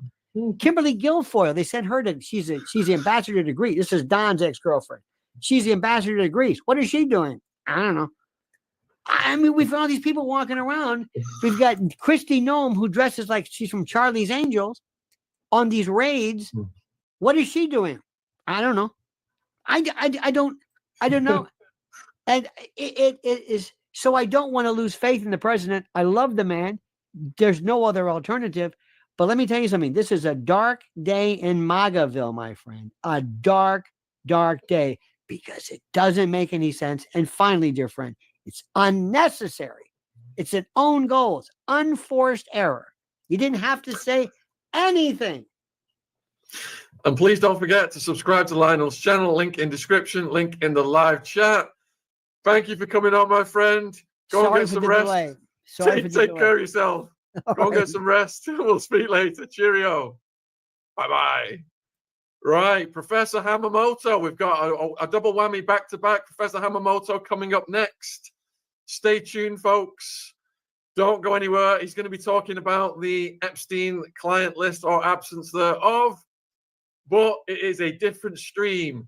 So I'm going to end this stream, and it will take you over to Professor Hamamoto's stream. If it does not, click on the channel link. It will be lit, and it will take you to the stream. Thank you for your questions. See you shortly.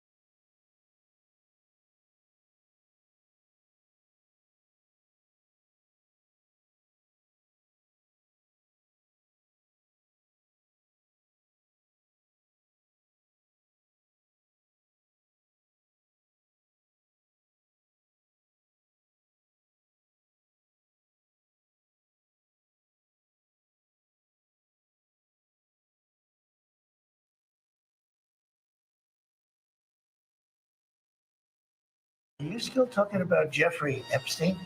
This guy's been talked about for years. That is unbelievable.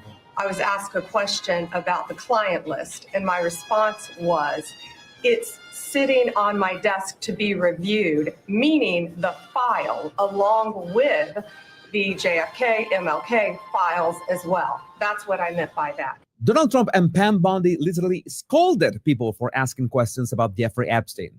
And if you know me, if you have been following me for some time, you must already know that there are few things I hate more than being told you cannot ask questions about this topic.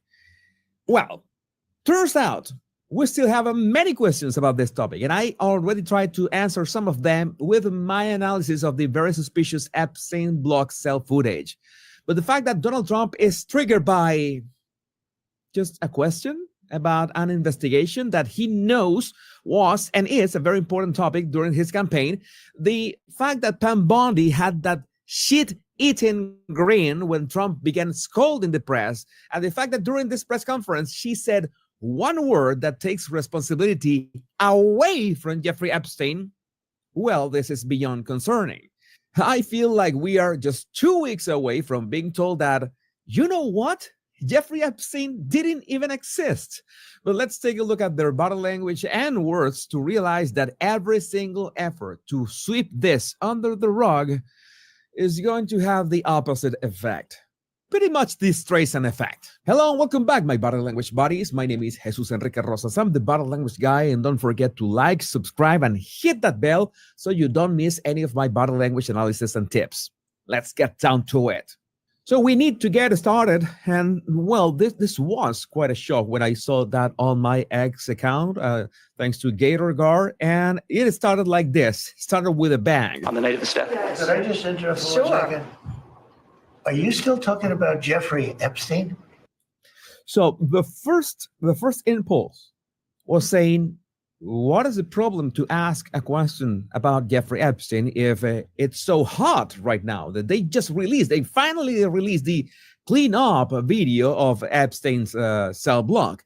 But there's one thing that I noticed just before Trump reacted.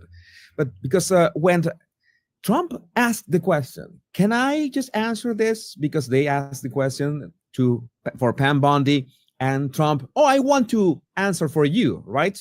Trump wanted to intervene, but notice what happens. Let's see if you can spot that here in it. On the night of the step. Could I just interrupt for 1 second?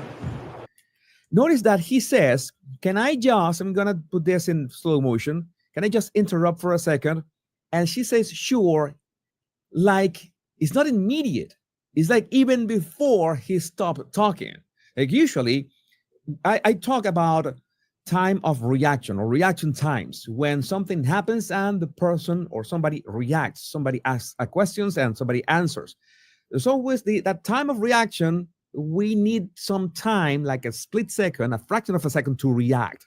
The fact that she answered even before he finished his question. Can I interrupt for a second? This tells me that they had already, arranged this before getting seated. If they ask you about the Epstein files, I'm going to interrupt you, right? I'm going to tell you this, and you just say sure. And that's what she did, but she rushed it. I'm going to play it again so you notice. Nobody can never did that. React and answer to something even before the other person stops talking. On the night of the step. Could I just interrupt for Sure. 1 second? And she does a bit of flicking of her hair. I'm going to give it a pass. It's just This is the type of shit everybody gonna do. This is a new day and era to where body experts is going to analyze their body language while they were deflecting and lying about Epstein. So we here for that. A pacifying gesture might not mean nothing. Trump began putting his palms forward like this, like, okay, he usually does that gesture. I think that he was trying to signal, like, can you just stop? And he asked the question. I can't believe that you are asking that question. Are you still talking about Jeffrey Epstein? Are you still talking about Jeffrey Epstein? He looks away. That's something that Trump does sometimes. I think it's no big deal. But the next thing comes from Bondi. This guy's been talked about for years. This guy has been talked about for years, and she smiles. Why is she smiling? Why is she smiling? I don't understand. That was really creepy and odd and disgusting. This is a topic. This is a really disgusting topic in general. This is concerning everything that has been happening around Jeffrey Epstein and all the people involved. I don't think that's something that is worth, smiling for. No, I don't think that's how we humans work. Humans with empathy. You're asking, we have Texas, we have this, we have all of the things. And are people still talking about this guy, this creep? Okay, a couple of things. I'm pretty sure the United States government, the Trump administration can juggle and handle many things at once. Okay, like what happened in Texas is terrible. It's horrible. I hope that there's relief for that. But I think that questions can be asked. There's a moment to ask questions. So why not? Why would you say you cannot ask that question? That is really odd. And the other thing that is odd is that he emphasizes that is this guy, this creep. No, Mr. President, it's not only one creep. It's not only one guy. Everybody knows it's more than one guy. There are many creeps involved in this. And if you pretend to deny it, you are really insulting everyone's intelligence. I mean, both Republicans, MAGA, Democrats, liberals, you're insulting everyone's intelligence with that. Well, let's continue. Yeah, this creep, that is unbelievable. Notice the pauses that he uses. That is unbelievable. He uses gravitas to add weight to his words, like, I can't believe you're asking this question again. Well, believe it, because we are going to keep asking these questions. Do you want to waste the time, and do you feel like answering? This is a waste of time. This topic is a waste of time, but go ahead, answer the question. He tells I don't mind answering. I mean, I can't believe you're asking a question on Epstein at a time like this. There was another hair flick from her. I'm going to say that it was no big deal, another pacifying gesture. Rubio was in the middle of the, let's say, the reactions. He made sure to not do anything out of the ordinary. We continue. On Epstein at a time like this, where we're having some of the greatest success and also tragedy with what. Again, this is a way of diluting or trying to divert or trying to deflect the question. You shouldn't be asking that because we have tragedies and successes. We should be talking about the tragedies and successes and precisely about Epstein. We should not be talking about Epstein. You should not ask questions about Epstein. Yeah, that absolutely sounds like an authoritarian regime. You cannot ask these questions. That absolutely sounds like somebody who is uncomfortable. Happened in Texas. It just seems like a desecration, but you go ahead. Okay, asking a question about Jeffrey Epstein is like desecrating what happened in Texas. How can you make a connection, such a connection? I want to understand. There can be two tragedies simultaneously, and by talking about not because the Jeffrey Epstein scandal has been dragging on for years, it doesn't mean that it's not important to solve that. So, well, Sure. First, I noticed that after Trump stopped talking, he just put his hands below the table. I really haven't paid attention the way that Trump reacts in these scenarios. I just thought that I can understand that for Rubio, that hiding your hands under the table is a bit defensive. I don't usually assign the defensive body language with Donald Trump, but I have no way of saying if he does that in this kind of a scenario, so I will, for now, give him a pass. So Pam Bondi begins talking, and this is where the real deal begins. Sure. First, to back up on that, in February, I did an interview on Fox, and it's been getting a lot of attention because I said I was asked a question about the client list. Oh, and by the way, I'm pretty sure that you noticed that when she said the words about the client list, she did the air quotes, a very dismissive way of talking about the client list. And my response was, it's sitting on my desk to be reviewed, meaning the file along with. The file that she later clarified that no, she really didn't have the file, and no, she didn't have all the information, and no, she didn't have all the evidence. So it was not true after all. The JFK, MLK files as well. That's what I meant by that. Okay, next time when somebody asks you a specific question, make sure to address the specific question in a specific way. And it's strange, you being an attorney, not knowing that. I am not an attorney, and I know how important is that, but let's move on. Also, to the tens of thousands of video, they turned out to be child downloaded by that disgusting Jeffrey Epstein. That word, I put that on yellow for a reason. Did you notice? You notice what she said? That is one word. Child downloaded by that disgusting Jeffrey Epstein. Downloaded. She said the word downloaded. What does it mean? And why is so important the word downloaded? It means that now they're claiming that Epstein acted alone, that all the victims, the more than 200 or 250 victims, I don't know the exact number. I think nobody knows for certain the exact number of victims.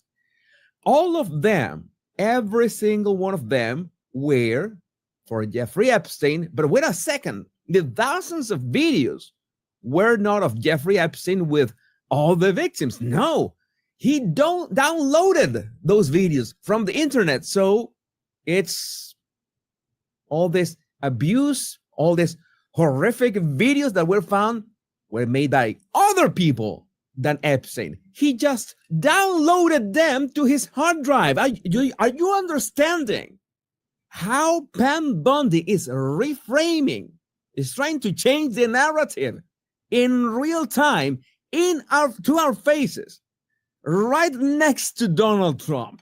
Give me a break. And just for the record, we have the exact words that she said back in the day. There are tens of thousands of videos of Epstein with children or child. We have tens of thousands of videos of Epstein with children.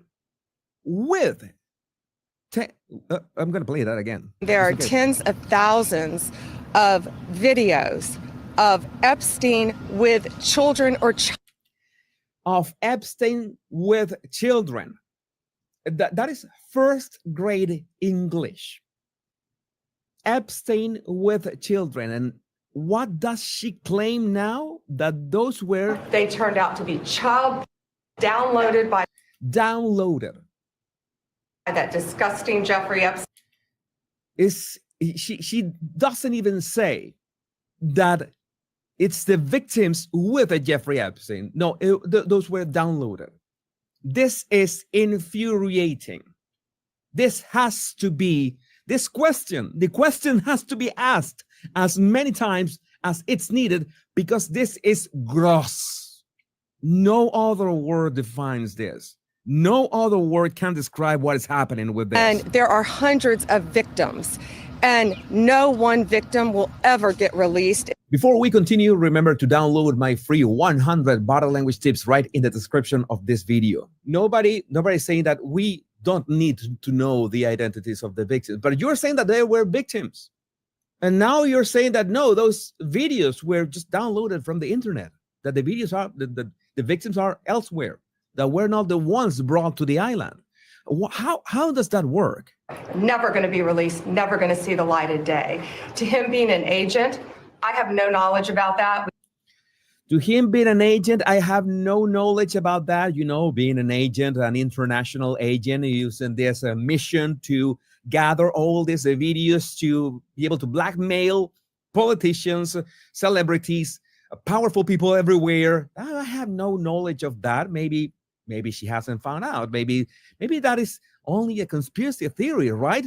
Maybe that is a conspiracy. Maybe Epstein did kill himself. But don't tell me that the guy acted alone. And now don't tell me that it was just, stuff downloaded from the internet, because that is insulting. See the light of day. To him being an agent. She does the gesture as in, I have no idea. I have nothing to do with that. I don't know what you are talking about. And well, Trump is very attentively looking at Pam Bondi to see if she does the way he is expecting her to behave. I have no knowledge about that. We can get back to you on that. And the minute missing from the video. Remember that in my analysis of the very strange Epstein cell block video, there was 1 minute, more than 1 minute, in fact, it was 1 minute and 2 seconds missing from the video. That was important. We released the video. She turns to Trump as into look for approval, or trying to look for some confirmation, or like support. I think support is the best word here. She turns to Trump to look for support. Okay, how am I doing? Release the video showing definitively the video was not conclusive. She first say definitively and lets the sentence hang. Let the sentence hanging. She doesn't complete the sentence because she knows that she cannot say this definitive proof of what? Definitively, the video was. Now she says that the video was not conclusive. She interrupts herself and says the video was not conclusive, but wait for it. Not conclusive, but the evidence prior to it was showing he committed. She has the gall to say that a video that didn't even show Epstein's cell proves in some, fairy dust way that Epstein did kill himself. She just said that. I'm going to rewind so the evidence prior to but the evidence prior to it was showing he was conclusive. She means, I mean, in the English that I think that we can say that we speak. Okay, the video was not conclusive, but at the same time, the evidence prior to it was showing, oh, maybe the video, but she was saying that she means the evidence prior to the video, all the other evidence. What is all the other evidence? The coroner's report, I don't know, the autopsy. Why does she speak in such an unclear and vague way? That is how manipulators and gaslighters speak. I don't understand. I have no idea. Showing he committed suicide. And what was on that, there was a minute that was off the counter. And what we learned from Bureau of Prisons was every night, they redo that video. It's old, from like 1999. So every night the video is reset, and every night should have the same minute missing.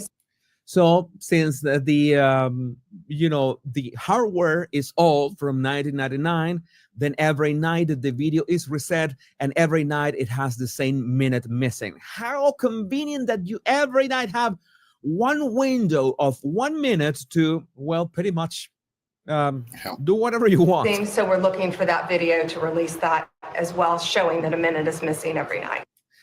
And now she says that we're looking for that video. She says that she's looking for one video. She says that video is one video, right? Because if you tell me, okay, we're going to release many fractions of many videos from one day to another, like 7 videos or videos over 1 week. So you see that there's always the missing minute, something that anybody could do with a video editing app, which they use for the unedited Epstein cell block video. You understand? Anybody could edit that minute out of 7 days of recordings and say, there you have it. That's how the machine works. We can't do anything about that. How can you trust these people is my question. There's no way you can trust these people. We're looking for that video to release that as well, showing that a minute is missing every night. So one video, for some reason, is going to show that minute's missing for every night. Notice that her English doesn't work at all. Like, at all. Like, this is crazy. This is crazy. And that's it on Epstein. And she does the slashing with the hand. That's it on Epstein. You saw that, right? And then she ends up with a smile. That's it on Epstein. I mean, I want to trust the Trump administration. I want to trust the Department of Justice. I want to trust the FBI, but they are making this so hard. Now, today I just realized something, that neither Pam Bondi, Kash Patel, or Dan Bongino have ever said the words client or client list in regards to the Epstein case. The closest instance has been Bondi saying, it's sitting on my desk when asked about Epstein's client list, but the words client list did not come out of her mouth, not even once, ever. So I understand that this is not how language works, that we humans speak with nuances and indirect references, but it is what it is. When you think about it, by saying Epstein files, you have an umbrella, general term that can be anything you want it to be. Very convenient. But I would like to know, what do you think about this in the comments? Make sure to watch my complete analysis of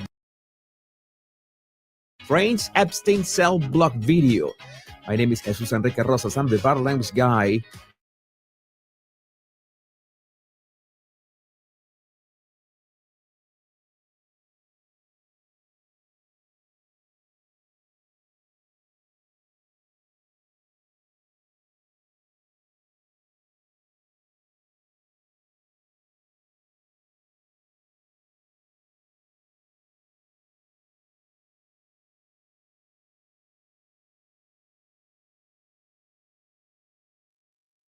Cover up on our hands, but don't worry. Ben Shapiro says trust the government. Also, nobody flew to Epstein Island. There is no evidence of that. It is all hearsay. And to be clear, there is no client list. Yeah, nothing to see here, as of course that's what the government wants you to think. All of this is there now is a very interesting turn of events from the White House and an administration that is running an obfuscation effort. One that, of course, is not working. There's a lot of very interesting comments as Donald Trump is far too involved here and in the know, as we have some older clips from him about 10, 15 years ago talking about Epstein in some very surprising ways that we're going to be playing in this particular video to give you a perfect picture and perspective into what's really going on here and where this is going, because there's no turning back. And the hard-headedness of some people involved in this situation will prevent any type of legitimate justice from actually ever being served here. But how will this translate in our kind of very interesting political dichotomy? Well, I think we're getting a hindsight of that, especially with what is happening on social media right now. So if you're interested in those types of conversations, subscribe, click the notification button, as the intro video that we played in the beginning of this video is done by the very talented Vincent O'Shone.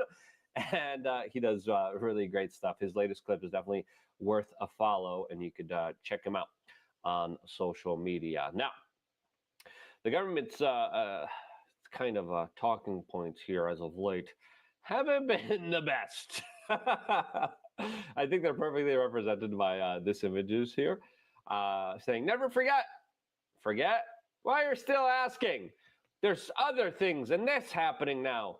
Stop talking about it. As right now, the Daily Mail has a very interesting article talking about how, quote, Trump supporters are exploding as president launches, quote, red meat deflection tactic amid fury over Epstein cover-up. Yeah, and listen, even a lot of the diehard Trump MAGA-loving people, and this is so disappointing and it's so heartbreaking seeing a lot of these people just lose their faith in something that they had so much trusted.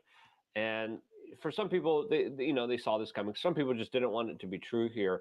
But right now, it's pretty clear that the White House does not want you to talk about Epstein. The most fervent MAGA supporters are saying, no, we need to talk about Epstein. There's thousands of children that are continued, that were hurt here and will continue to be hurt here. We need to save them. We need to prevent government from running this extortion blackmail operation that is sacrificing them at the altar of political power and blackmail. We need to stop this. Anyone wielding this type of influence and power is evil. And I think everyone realizes that. It's like, hey, yeah, are we evil? Are we not evil? And listen, some of the obfuscation efforts are, failing. And there's a lot of desperate ones. There's a lot of influencers out there that will just say whatever they want to say. One, in order to shock people, but two, the memo has been given, and we saw some people reiterate this line saying, let's move on, guys. Let's move on. Come on, let's go.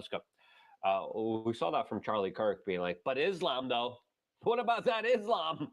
And I'm like, listen, we could have a conversation about that, especially with what happens in the Middle East here. But this is America, and the way that our system runs here, it needs to be exposed. It needs to be dealt with. There needs to be justice. So, of course, again, the White House is throwing everything I think that they can to distract us.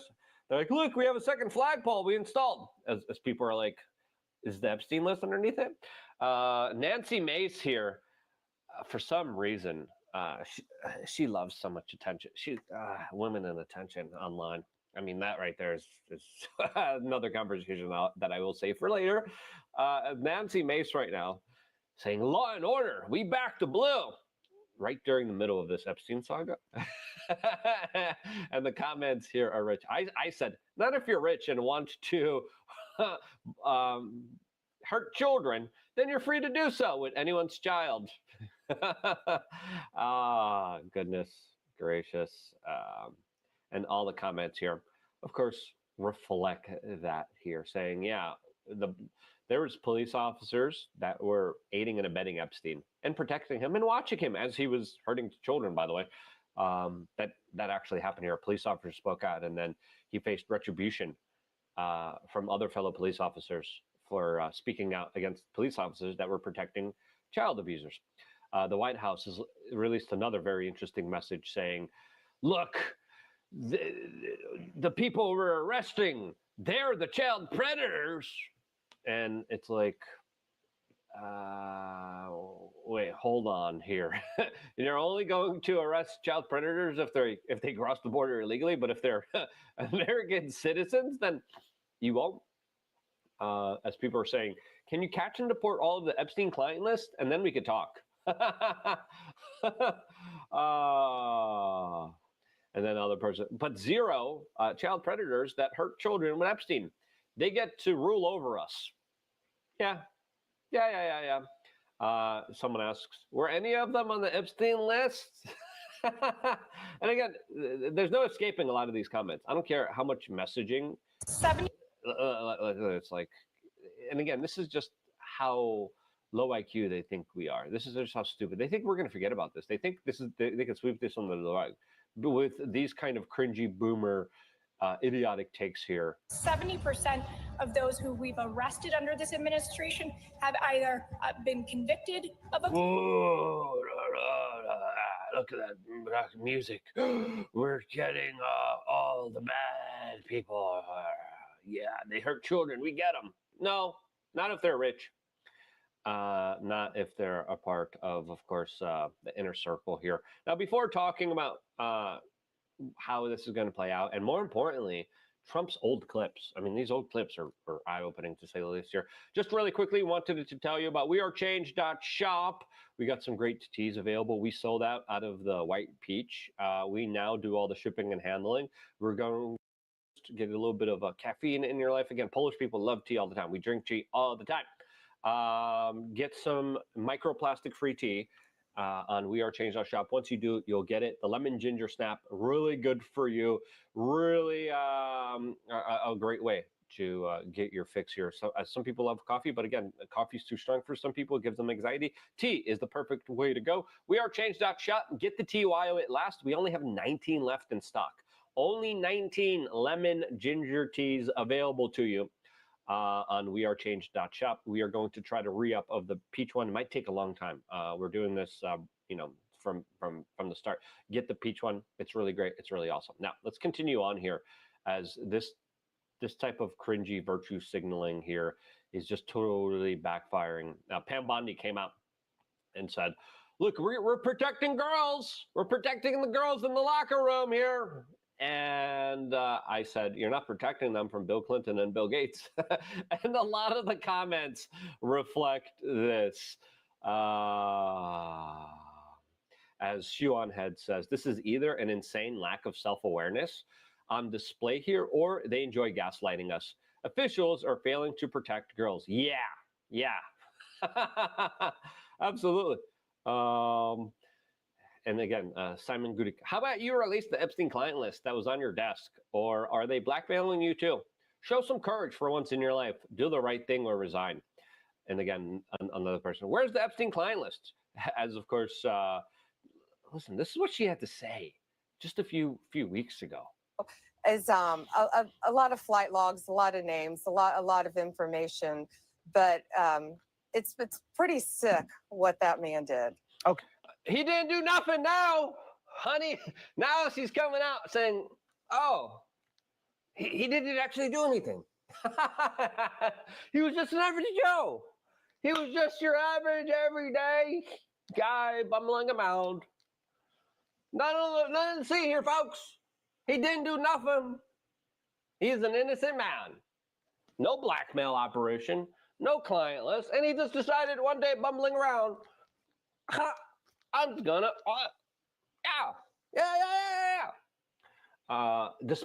despicable, disgusting actions. As now, again, this is the other red meat. We're launching, they're like, oh crap, what do we do? What do we do? They're not falling for it. No one's believing us. They say we're protected predators because we are. What do we do? Let's put some red meat in front of them. Let's give them something. Let's just say they haven't announced charges. This is the big part. We're doing a criminal investigation. We're going to investigate John Brennan and James Comey. Now, at this time, really? And again, for me, what? They're going to investigate it?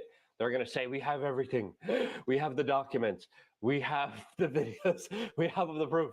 And then they're going to announce, nothing to see here, case closed. Go home, kids. No charges on John Brennan and James Comey. And again, you can't trust this administration anymore. That's the sad truth here. There's no reason why you should trust them. As they literally told you, we got the flight logs, we got the names. This is crazy. It's going to be big. He's a sick man. Oh, that sick man. Oh, he didn't do nothing. No, he didn't do anything. No blackmail. Nothing. No client list. There's nothing. There's nothing to see here. Case closed. Get out of here. Shoo. We got other things to do, like make sure that you can't criticize a foreign country in the Middle East that we're codifying into law and that we're deporting people for. Those are important things that we're working on. And of course, here's Donald Trump. This is a while ago. This is before Epstein's second arrest, by the way. This is what Donald Trump was saying many, many years ago when specifically addressing the Jeffrey Epstein saga. Bill Clinton. Nice guy.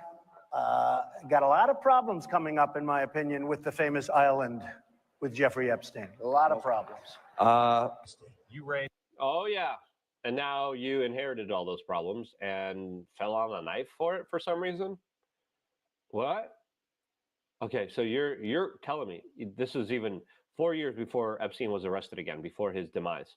You're telling me, as you're running for the presidency of the United States at CPAC, I was there at CPAC. You're telling me, oh, yeah, there's a lot of trouble for Clinton and Epstein. Why would you say that? Why would you say that if now you're saying Epstein was just a regular Joe? Now you're saying Epstein wasn't anybody. He wasn't doing anything. Epstein wasn't doing nothing. Now you're telling me? Oh, that signals trouble. I haven't seen any trouble. Have you? No. Raised the question of Jeffrey Epstein in your remarks about in the Q&A. Well, I think he's got a problem. I mean, what do you think the problem will be? I don't know, but that island was really a cesspool. There's no question about it. Just ask. Oh, yeah, that island. And again, he was questioned again afterwards here, doing an interview here with Bloomberg Politics.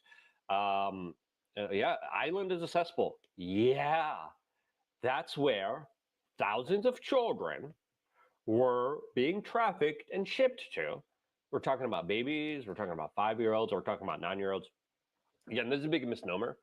And we have Alan Dershowitz talking about how we got to lower the age of consent. Interesting that that guy was Epstein's lawyer, by the way. Also, Trump's lawyer. Huh. Interesting. Listen, this wasn't 17-year-olds that looked like they were older. Okay. No, there were babies. There was 5-year-olds. There was 9-year-olds. There were 7-year-olds. All throughout the spectrum. Thousands of them. Hey, come to this island where he, of course, Epstein bribed all the local government officials. And then air traffic controllers and the police officers were seeing the private jet land at the British Virgin Islands. And I went to the British Virgin Islands. I was at that airport. I talked to people. I interviewed them. Landed. And they're like, what did you see? Oh, they just got off the private jet. And they literally just got on their helicopter. Oh, he's with a bunch of children. And then the helicopter flew to Epstein Island. And then they landed at Epstein Island. And then guess what? You can't get help. Where are you going to go? You're going to swim? You're going to, what are you going to do? How are you going to get help? How are you going to escape a private island resort where there's no escaping? Okay? There's no road out of there. Okay? Yeah, despicable things, disgusting things happen there. And Donald Trump knows that. Donald Trump knows the severity of this. He knows, yeah, children had to deal with human horrors that are unimaginable. And right now, I don't give a damn. Prince Andrew, he'll tell you about it. The island was an absolute cesspool. So, the Clintons are friends and he's of been yours, there right? for many times. Prince Andrew, another one. And again, it's a cesspool. Yeah, 110%. this is big here. This is important to really kind of understand here, because this is Trump admitting out loud, yeah, Prince Andrew was there. It's a cesspool. It was disgusting what was going on there. They know it. Bill Clinton's involved here. They know it. Yeah, but at the same time, you're allowing them to get away with it. You're conducting a criminal cover-up for them. You're allowing them to continue with this horrible, disgusting behavior, which you know is absolutely evil. Well, I can't say friends, but I know You're them. friendly. You know them. They play at my clubs a lot. I have clubs, and everybody likes to play Are at you my saying clubs. there's a political problem for her if she runs for president? It could be a political problem. Look, he could be a political problem. Right now, he's Teflon, and right now, maybe not. But This he was a could end up being a political. Well, that's one question. Yeah, specifically talking about how Epstein could be used as a way to take down the Clintons, as the Clintons have been trying to take down Donald Trump. It's pretty clear here. They created this whole Russian collusion stuff. They arrested all of his top supporters. They arrested him. As Mike Cernovich points out, that a meme that he pointed out here from Douglas Mackey, by the way. Douglas Mackey's case is important. I would go support him if you can. Mike Cernovich says, this served as the basis for a criminal prosecution against an American brought on by the Biden administration. He posted a meme, and then the Biden administration went after him with the DOJ. They went after Roger Stone, James O'Keefe, Alex Jones, Owen Schroyer. We were just counting our days. We were just like, are they going to get us for political thought, speech, and expression here? They went after Donald Trump. They went after all of his biggest supporters. And now Donald Trump has the ability to go after them for actual, legitimate, horrible, disgusting crimes. And he's saying no. And he now is falling on the sword for them. Why? Are they extorting him? I don't think he's guilty. I don't think he's a part of the client list personally. There's a lot of circumstantial evidence proving that. But what else are they doing then that has allowed Donald Trump to say, yeah, I'm going to ruin and destroy my entire career, my entire reputation, because I want to protect the Clintons that tried to put me in jail? What are you doing? How dirty and disgusting is the system?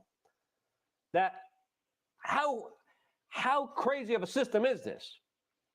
That you have the Clintons that you know are going off to private islands and hurting children, then coming after you, then throwing you in jail, then threatening 700 years, then probably taking shots at you, and then you decide, I'm just going to sit back here and I'm going to help them now. What? Some people are like, it's 4D chess. It's 4D chess. It's smart. Trust the plan. No.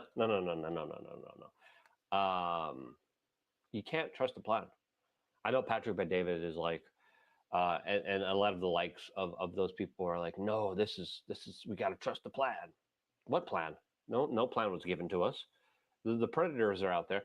The more we wait, the more children get hurt here. I don't think a lot of people realize this, but clearly, Donald Trump knows where the bodies are buried. He knows what's going on here. He knows the severity of the situation. He knows how absolutely evil and decrepit and disgusting all of this is. And he's going along with it in a way that I think is absolutely disingenuous, absolutely disgusting, absolutely dangerous for this republic, for this country. As of course, these predators that are out there, they're gunning for him, and they have gunned for him. And they almost took him out. And if he doesn't take them out, next time around, Trump loses the political office, they're going to go after all of us. They're going to take all of us down. These are the same people. And that's why this is disappointing on so many levels, because he's not only aiding and abetting his biggest rivals and enemies, but he's also aiding and abetting the biggest monsters in our society that he promised to fight back against. And now he looks like he's joining their side here. And that's a realization that I think a lot of people don't have here, that I think needs to be kind of realized here more than ever, to wake up and smell the coffee to the reality of the situation that is far more dire than a lot of people attribute it to be. That's my take on it.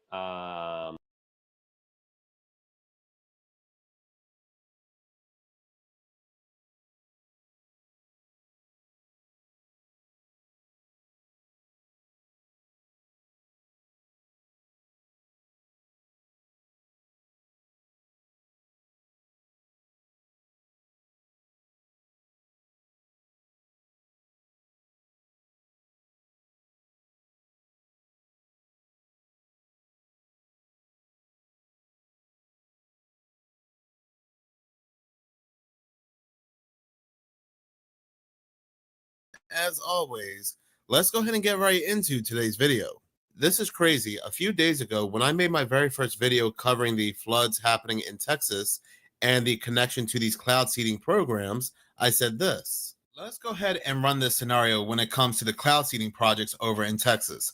Let's go ahead and say there's nothing suspicious going on. They're only running these projects when there's severe droughts. They need the rain. So they bring in the cloud seeding technology. But what happens if they mess up? Let's say they go a little too far. They put a little too much of this stuff into the clouds, and there is a severe flash flood that caused all this destruction. Will they admit to going a little too far when it comes to cloud seeding? No, they will not. They will never admit to it.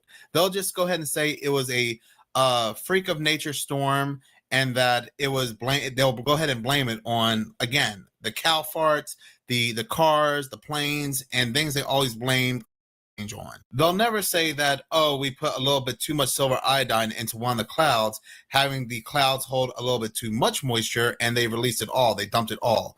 No, they'll never admit to that, and I don't know anybody that believes that they will. The whole article. So yeah, like I said in that video a few days ago, when it comes to these multiple cloud seeding projects, if something indeed does go wrong because nothing is bulletproof, and perhaps there's a very bad weather event where a lot of lives are lost due to these cloud seeding projects, will they go ahead and take the blame?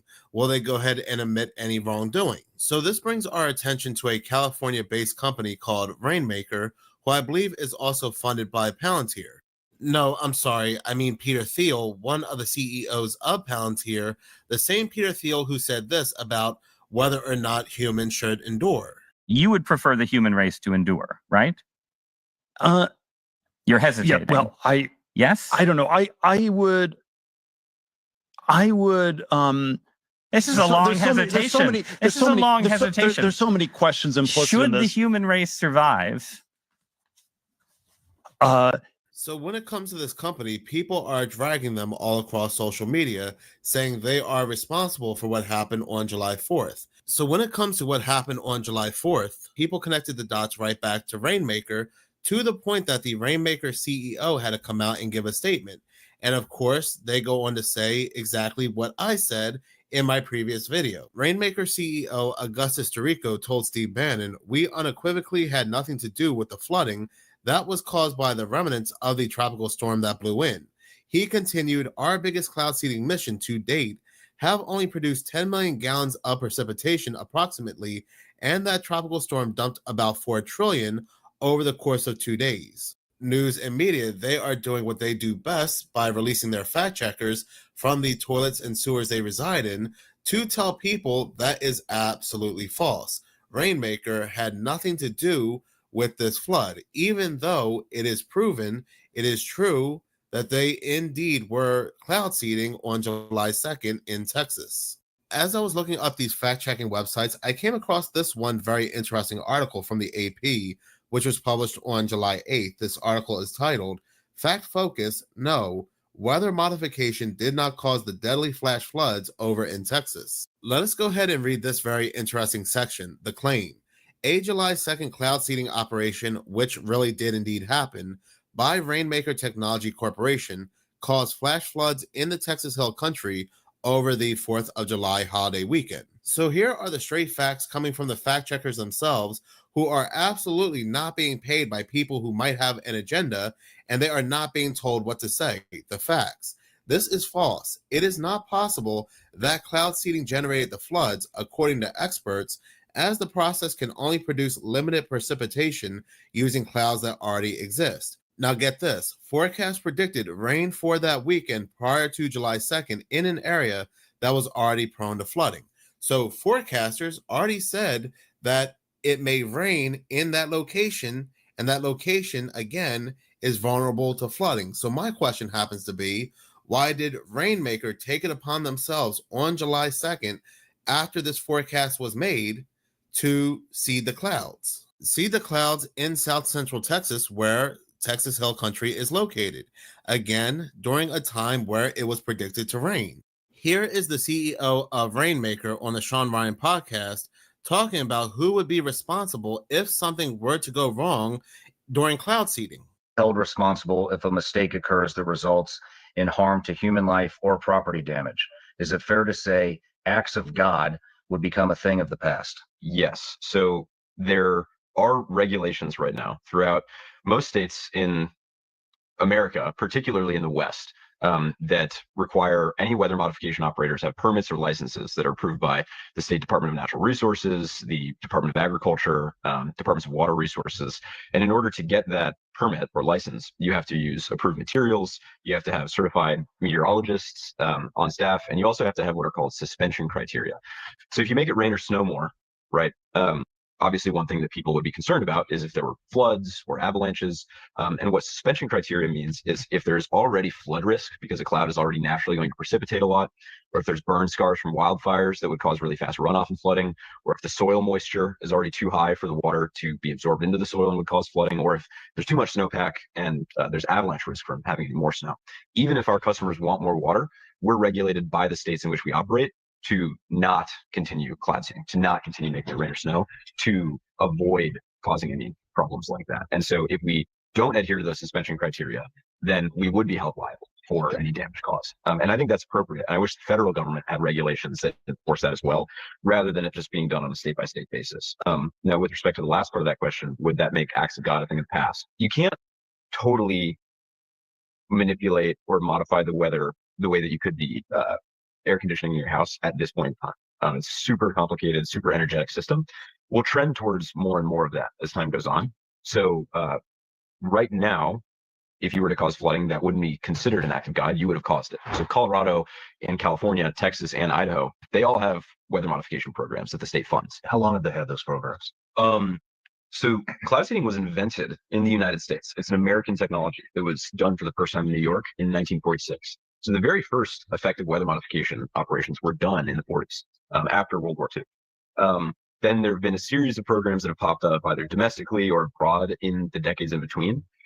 But we've never actually been able to prove that it works until 2017. So the forecast ahead of time said there was a high chance of rain on July 2nd. It also rained on July 1st. There was a bad thunderstorm. And yet, again, for whatever reason, Rainmaker took it upon themselves and still seeded the area, still seeded the clouds in this area. And I'm taking this information directly from this government-run website right here, gao.gov. And this article is titled, Cloud Seeding Technology, Assessing Effectiveness and Other Challenges. And this was published on December 19th, 2024. And one of the reasons why you would not want to cloud seed the day after it rains is because of potential flooding. See this part right here on this government-owned website. These are not my own words. Potential for flood risk. If an area is already saturated from recent rainfall, adding more precipitation through cloud seeding could increase the risk of flooding. So again, why would Rainmaker still seed this area even though they had a heads up that there would be an 80% chance of rain on July 2nd and it rained on July 1st? I can see that they did not trust the predicted forecast ahead of time, but they should have suspended operations when it rained on July 1st in this area that they were going to go ahead and seed the clouds. Now, I'm not saying that Rainmaker was responsible for what happened on July 4th and this horrific flood.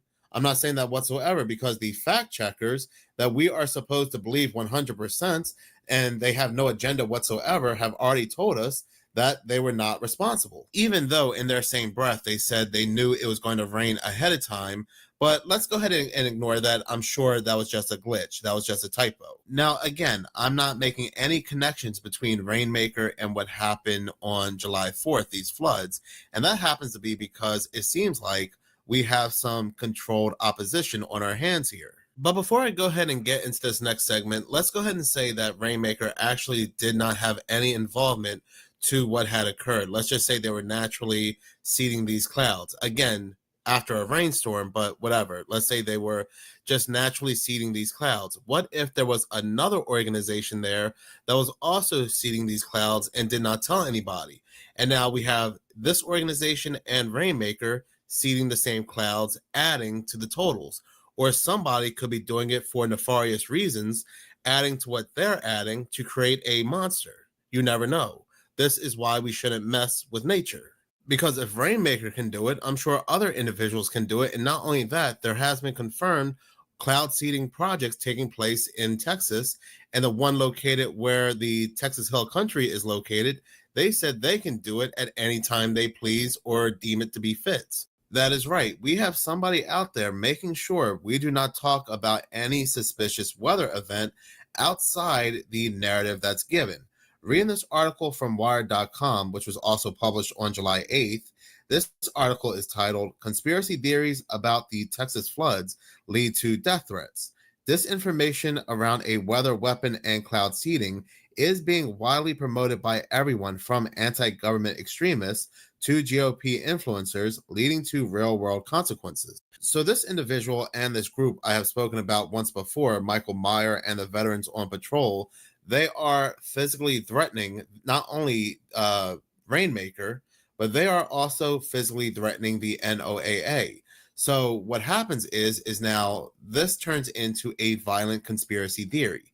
And anybody talking outside of the narrative that's given by news and media and these so-called scientists are now considered to be a part of this violent group. And anybody talking about violent conspiracy theories like this one now, because of this group that might be controlled opposition, Veterans on Patrol, will either find themselves heavily suppressed on social media or outright banned.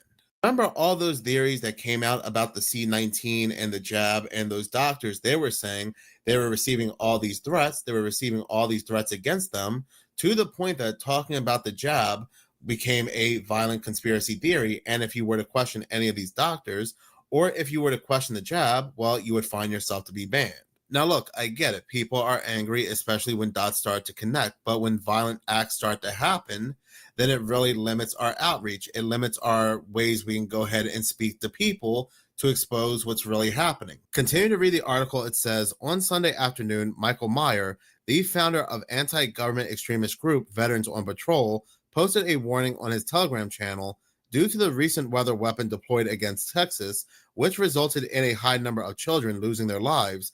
Efforts to eliminate this military treason are being escalated. Meyer, who is commonly known as Louis Arthur, wrote, "Oh, but this gets even worse because hours later, a man broke into an enclosure containing the next-gen live radar system operated by News 9 in Oklahoma City, damaging its power supply and briefly knocking it offline.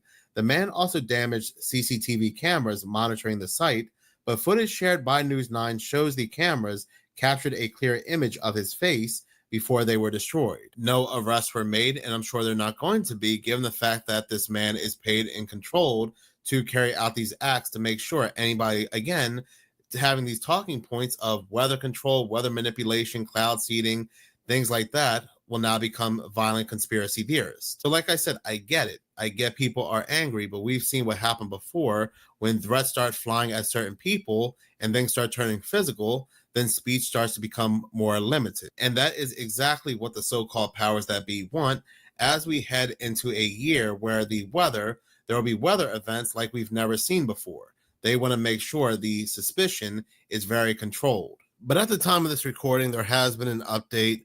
Oklahoma City Police said they think they have caught the man, they think anyway, who vandalized CBS affiliate KWTV's weather radar.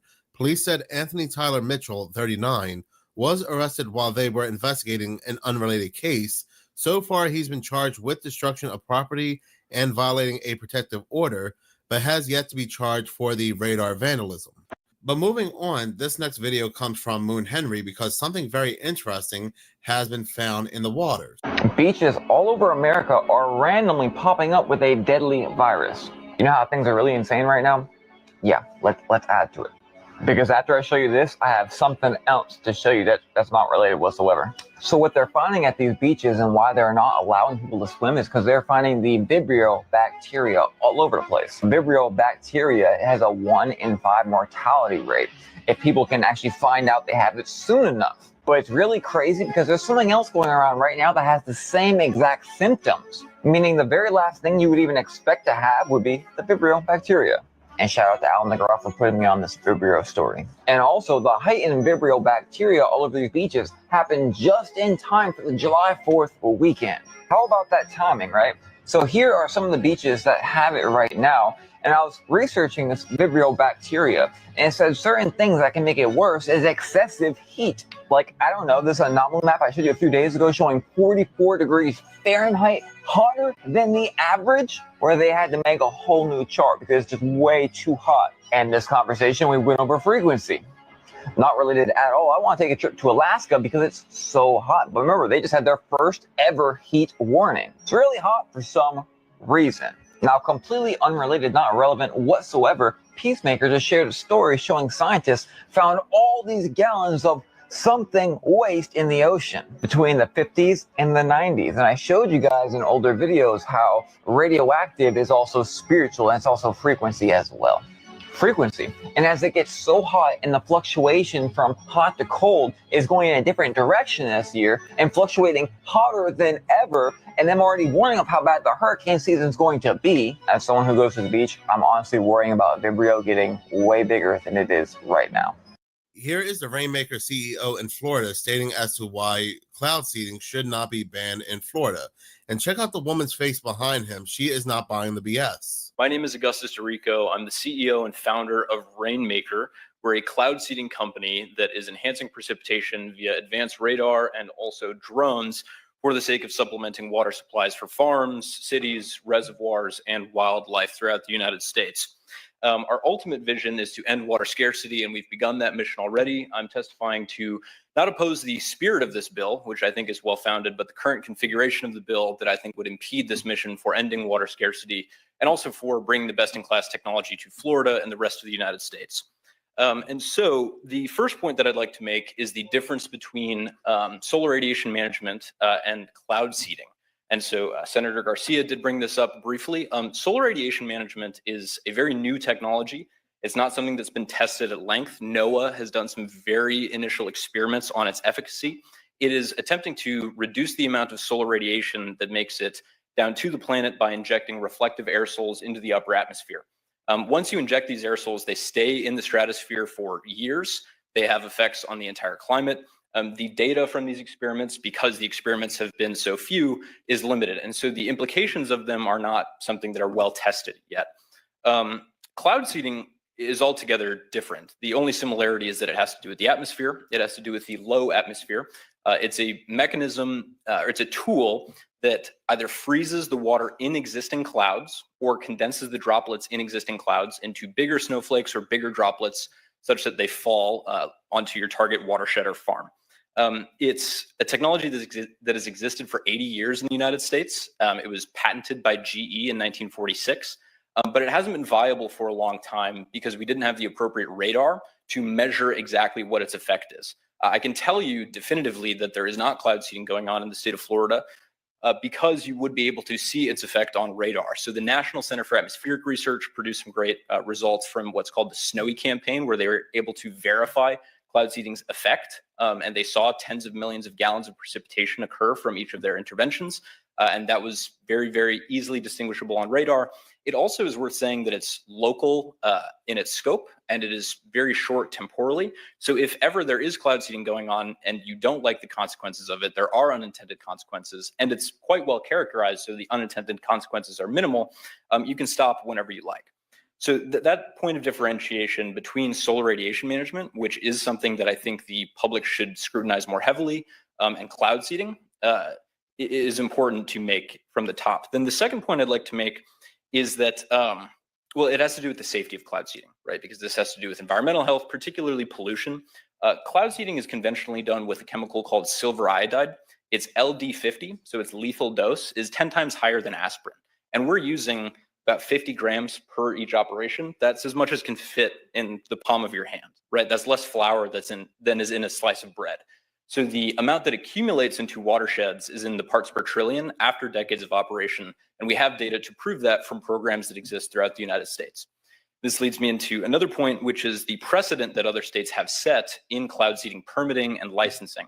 So I think that, per what I said at the top of my commentary, the spirit of this bill to protect Floridians, to protect Americans from environmental pollution, that is great. And I think that permitting and licensing absolutely should exist. It does exist in states like Texas and Utah and Idaho. So this isn't a blue state or red state issue. California has a process as well. New Mexico has a process. And we don't want anybody wantonly modifying the weather. So implementing a permitting regime so that it's only done responsibly and safely with best-in-class meteorological practices, that makes sense. And we advocate for that. Not only do we advocate for that, we, Rainmaker Technology Corporation, has engineers in all of those states that I mentioned that are actively modifying the weather, that are actively enhancing precipitation for farmers and reservoirs and cities that are undergoing drought. And that brings me into like my third and closing point. Like, what is this bill about? What are we voting on here? Yes, this has to do with Florida, first and foremost. I don't think that burdening the state with more regulation, with more permitting on investigation is something that it would necessarily be excited about, but if it was for the sake of protecting Floridians, that makes sense. I don't think that we want to prevent Florida's access to best-in-class technology for their agriculture and their water and their wildlife. But more than that, it has to do with the United States, both domestically and abroad. No ifs, ands, or buts. Mar-a-Lago exists here. Florida is a very consequential state within the United States. And if weather modification is banned here, that sets a precedent to deprive farmers in even more arid regions of the country from getting access to water from cloud seeding. And so if only for the sake of other Americans, for other farming interests, for other cities like Salt Lake, which is currently radically under budget for their water supply, and people are getting respiratory issues from the dust kicked up from the evaporation, cloud seeding could mitigate that. If this precedent is set here, it could affect other Americans. And not only could it affect us immediately within the United States, but long-term, it could affect us geopolitically, because China has a $300 million annual budget for weather modification research and operations. And if we are to ban this here, if that precedent is set throughout the rest of the United States and perhaps federally, then we will lose control over the weather to China. And that's not something that I, as a patriot, or I think anybody else in Florida would advocate for. So in closing, I think that permitting and licensing for cloud seeding, which is a technology that other states throughout the union have adopted and created, I advocate for wholeheartedly. But SRM is something altogether different. Thank you, Mr. Dorico. I think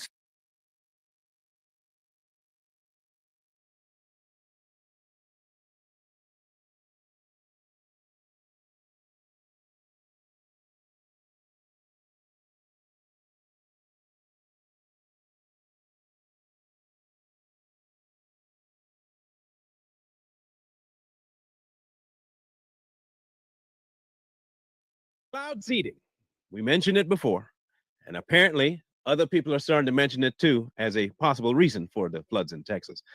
We're going to get into something about it, but if you don't mind, take a few seconds to do us a solid, like, comment, share, subscribe on all our stuff, and make sure you ding that notification bell for further videos, because I guarantee you this one will entertain you, if nothing else. When we mentioned cloud seeding a couple of videos ago about this topic, at the time, most people probably looked at us and say, "Oh, stop with the ridiculousness. Why are you trying to talk like that? There are people that are going through a tragedy." I get it, and yes, they are going through a tragedy. But what if the tragedy was not something that they could even plan for or even foresee necessarily without someone else telling them it was coming? What if it was planned? You see, when we mentioned this cloud seeding idea, and we do have a history in America of having cloud seeding being used, I will go all the way back to Vietnam if you think we did not have weather manipulation. And if it's recent, it's not. Vietnam used it in order to try and recreate or cause things to happen in the field. So it's not a fake thing. It's real. And when we mentioned it, we didn't think anybody would think anything of it. And we're not saying they made this video because of us. However, the problem with people that have the kinds of powers that would make weather manipulation, they're smart. Very. Mucho smarto. I say that's Spanish for you. Mucho smarto. And they have gone to school for decades to learn what they done learned it. But the slow ones like myself, we also have some intelligentes as well. And our intelligentes tells us if we don't believe something is real, we don't tackle it. See, but the problem is, when you come out to try and defend something that ain't happening by telling me it's happening, but not happening to the extent that I think it's happening, you're kind of proving my point that I'm right. And you're trying to hide something from me. Well, we're going to respond to this video. Y'all can tell me if they being fabricating something else to distract us, or if we might have been right all along that what happened in Texas could not have been foreseen by most people who are meteorologists, but it was rather instigated by people so that you could not foresee it coming. Just a thought. Hear them out. We'll see what happens.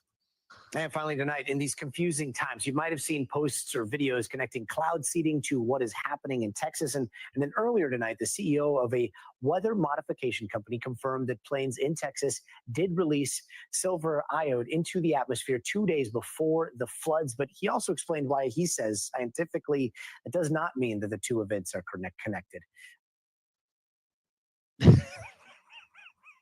I'm sorry. Again, I'm not the smartest. Everybody knows that. We've been called dummy for a long time now, so maybe this is my uneducated bone popping out here. But I could have sworn I heard what I think I heard. You admitted that yes, they did do some things in the clouds a couple of days before, but that doesn't mean they're connected. It's done in the same location, not connected. It is weather manipulation, not connected. Around the same time frame, not. You know what? Clarify it for me, buddy. Please clarify this. Watch this. Yeah, watch. We're talking about like sub-centimeter amounts of precipitation, be it in snow or rain from every event, which in aggregate can mean hundreds of acre feet, which is very consequential for farmers and ecosystems, but cannot come close to causing flooding unto itself.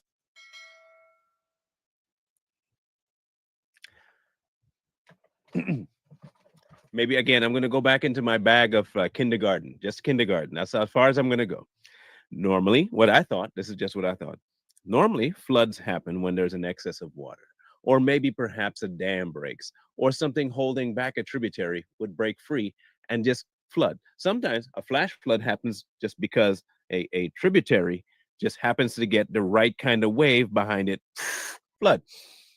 So you're telling me then that cloud seeding, which they already admit happens, would not be a contributing factor to make more water, and then because the flood would never be started by that little bit of rain. But at the same token, you're telling me that it could start without rain. So then any amount of rain could start it. Then again, I'm not the smartest, but again, I didn't go to school, so maybe my theories are completely off. And NBC News climate reporter Chase Kane joins us now. Chase, any conspiracy always starts with like a thread of truth here. Can you explain the science? Like, what is cloud seeding, first off, and how is it being used in Texas? Please. Yeah, so cloud seeding is really this idea for farmers of like, hey, there's some moisture up there in the clouds. Is there a way that we can get it out of the clouds down here to the surface to help farmers? Because Time out. Who in the question asked you about farmers?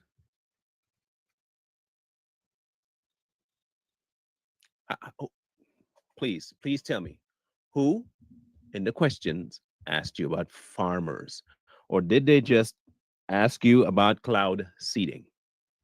What is cloud seeding? Did anybody say to you, how does cloud seeding relate to farmers? Because I'm guaranteeing you now that is not the only application of cloud seeding. Considering you used it in Vietnam overseas. Okay. Water vapor that's in the air needs something to grab onto, which is often like smaller than the tip of a pen. So you're thinking like pollens, particles of pollen or dust or even air pollution. So you see this graphic here. Basically what they do is they fly planes up there to give the water vapor something to grab onto. So it's a combination of silver iodide and salt actually. And so the water vapor forms around that. Eventually it gets heavy enough and then falls to the surface of rain. So when that happens, we're talking really small amounts of rain. In fact, scientists have been debating for decades whether or not this is actually very effective to do. So even when it does work, Gotti, we're not talking about a lot of rain, certainly not the amount of rain that they saw in Texas last week. You see when you say that, I hear you, But I hear something completely different. What I'm hearing is, listen to us. Trust me, bro. It will it won't be that heavy of a rain. Believe me. Look, it's only a little bit of particle in the sky. We don't do a whole lot of trails going around. Okay, sure, you see 5 planes in the air and they just keep. But no, it doesn't happen like that. What? No.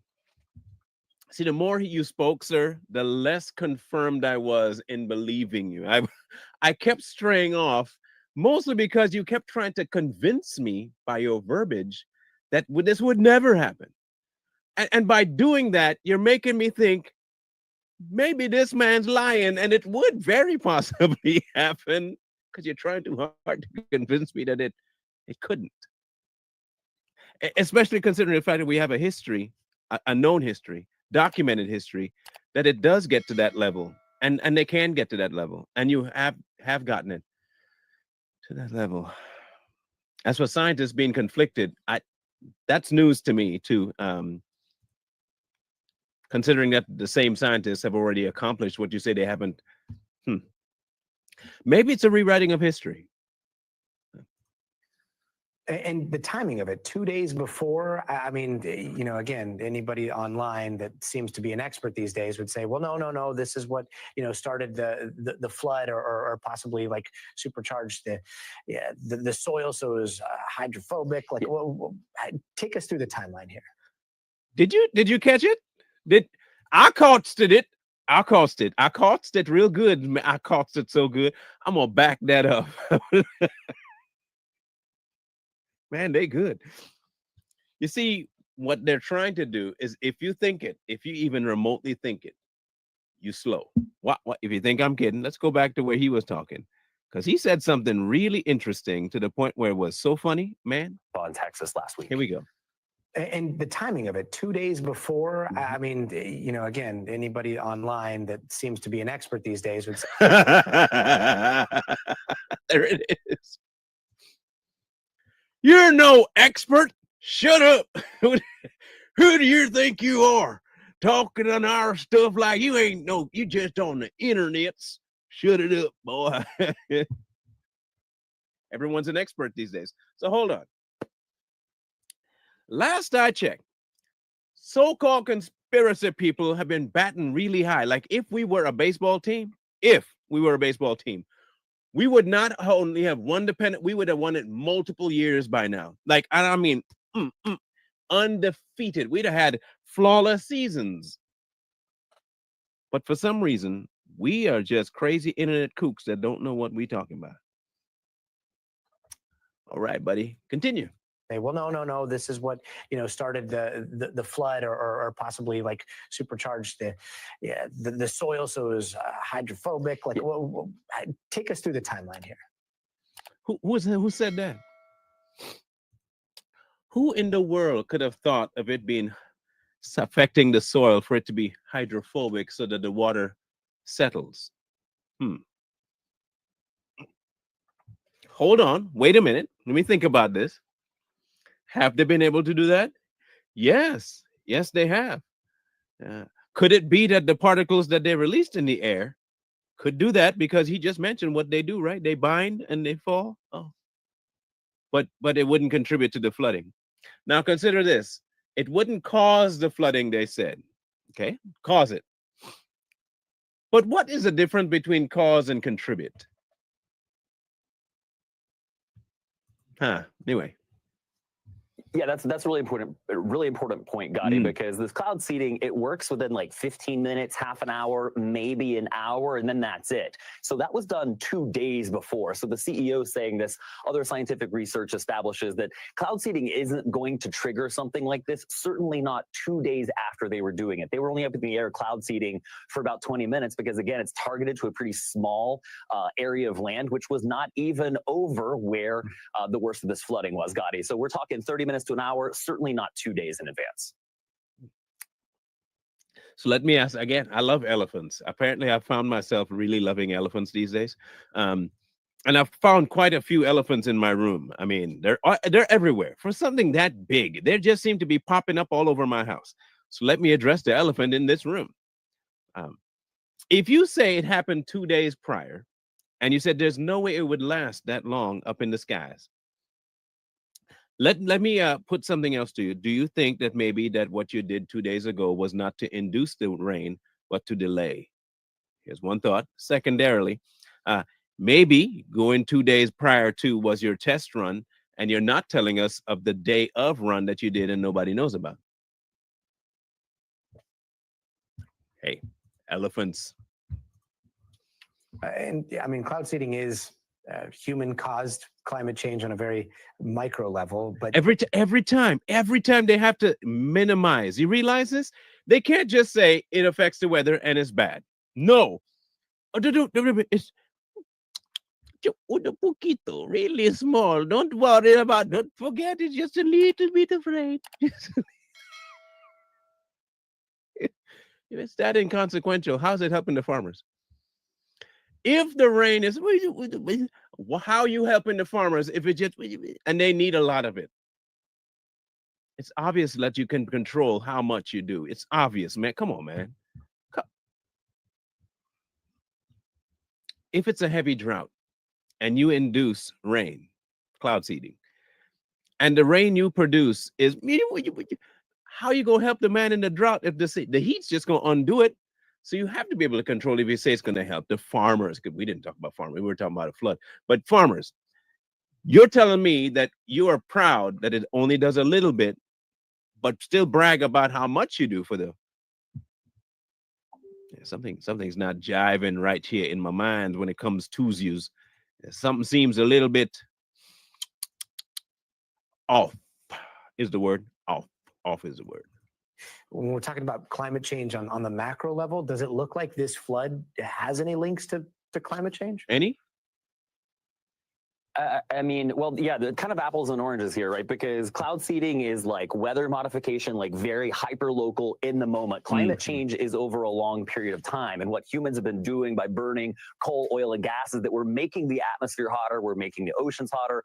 But the hotter we make our atmosphere, it holds more moisture. I mean, that's just basic physics that we've known about for about 200 years. So okay, cool. If it does, then when you cloud seed, it should have more particles that you dump, has more liquids to hold on to, right? That moisture, right? That you said climate change creates more moisture in the air because it's getting hot. And okay, cool.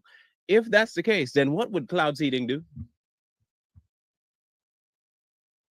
What would cloud seeding do to a heavy presence of moisture in the air? Oh, maybe, just maybe, induce more rain. Huh. So let's say that your climate change is real. Let's say it's real. And you just admitted it's hundreds of years it's been going on. We're going to have all kinds of moisture in the air. And you come with your brilliant idea of cloud seeding because we're not getting enough rain, which is weird that we're not getting enough rain. Although there's lots of moisture in the air, it should be raining more often, but it's not. So let's just say it can't because it's constipated. And you go up there with your cloud seeding, and then all of a sudden, big rain. But it's little rain because it's not supposed to give big rain, but it only gives big rain if you have a heavy presence of moisture, which you just said that you do because there's climate change. If you couldn't keep track of that, trust me, you're not the only one, because I'm sure he's having a hard time keeping track of what he's saying too. Climate deniers say, oh no, there's no way this is possible. But it's actually just basic physics dating back to the 1820s. Okay, good. Climate deniers. So are you a cloud seeder denier, sir? By saying, oh no, it couldn't happen, but you admit that cloud seeding happens. But you're a denier that it happens to the levels that it does. So we're in the same boat, just opposite ends. Port, stern. Okay, here we go. The hotter we make the atmosphere, the more moisture it holds, and that comes down unevenly. So this group of scientists out of Europe did what's called a rapid attribution report, and they found that this storm was up to 7% wetter, dumped up to 7% more rain because of climate change. Because so now you know what caused the flood?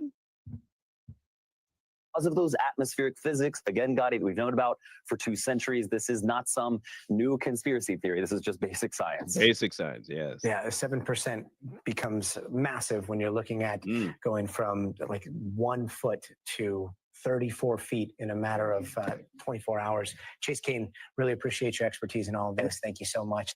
Yeah, I appreciate your expertise too. The problem is your expertise is not expertising. You seem to contradict yourself multiple times, but I've realized why, because you're always leading to climate change.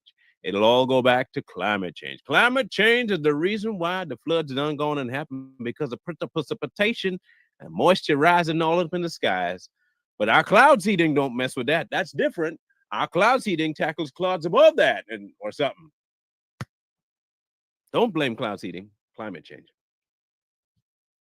If that's the case, then you could have already known that this would happen, right? But you didn't? Huh. Unless, of course, you knew it was going to happen if you cloud seeded and you did it anyway. Either way, let us know what you think about this one. I will hold on to my contention that this is indeed man-made. I will hold on to the fact that this was indeed not prepped by nature. This was something instigated for some other reason. And before too long, you might find out there might be some minerals out there in that Texas area. It's a fact, I'm telling you. Places everywhere this happens. They want it. Never know. Never know. We'll find out. Whatever your thoughts are, please leave them in the comment section below. Coffee. Follow me.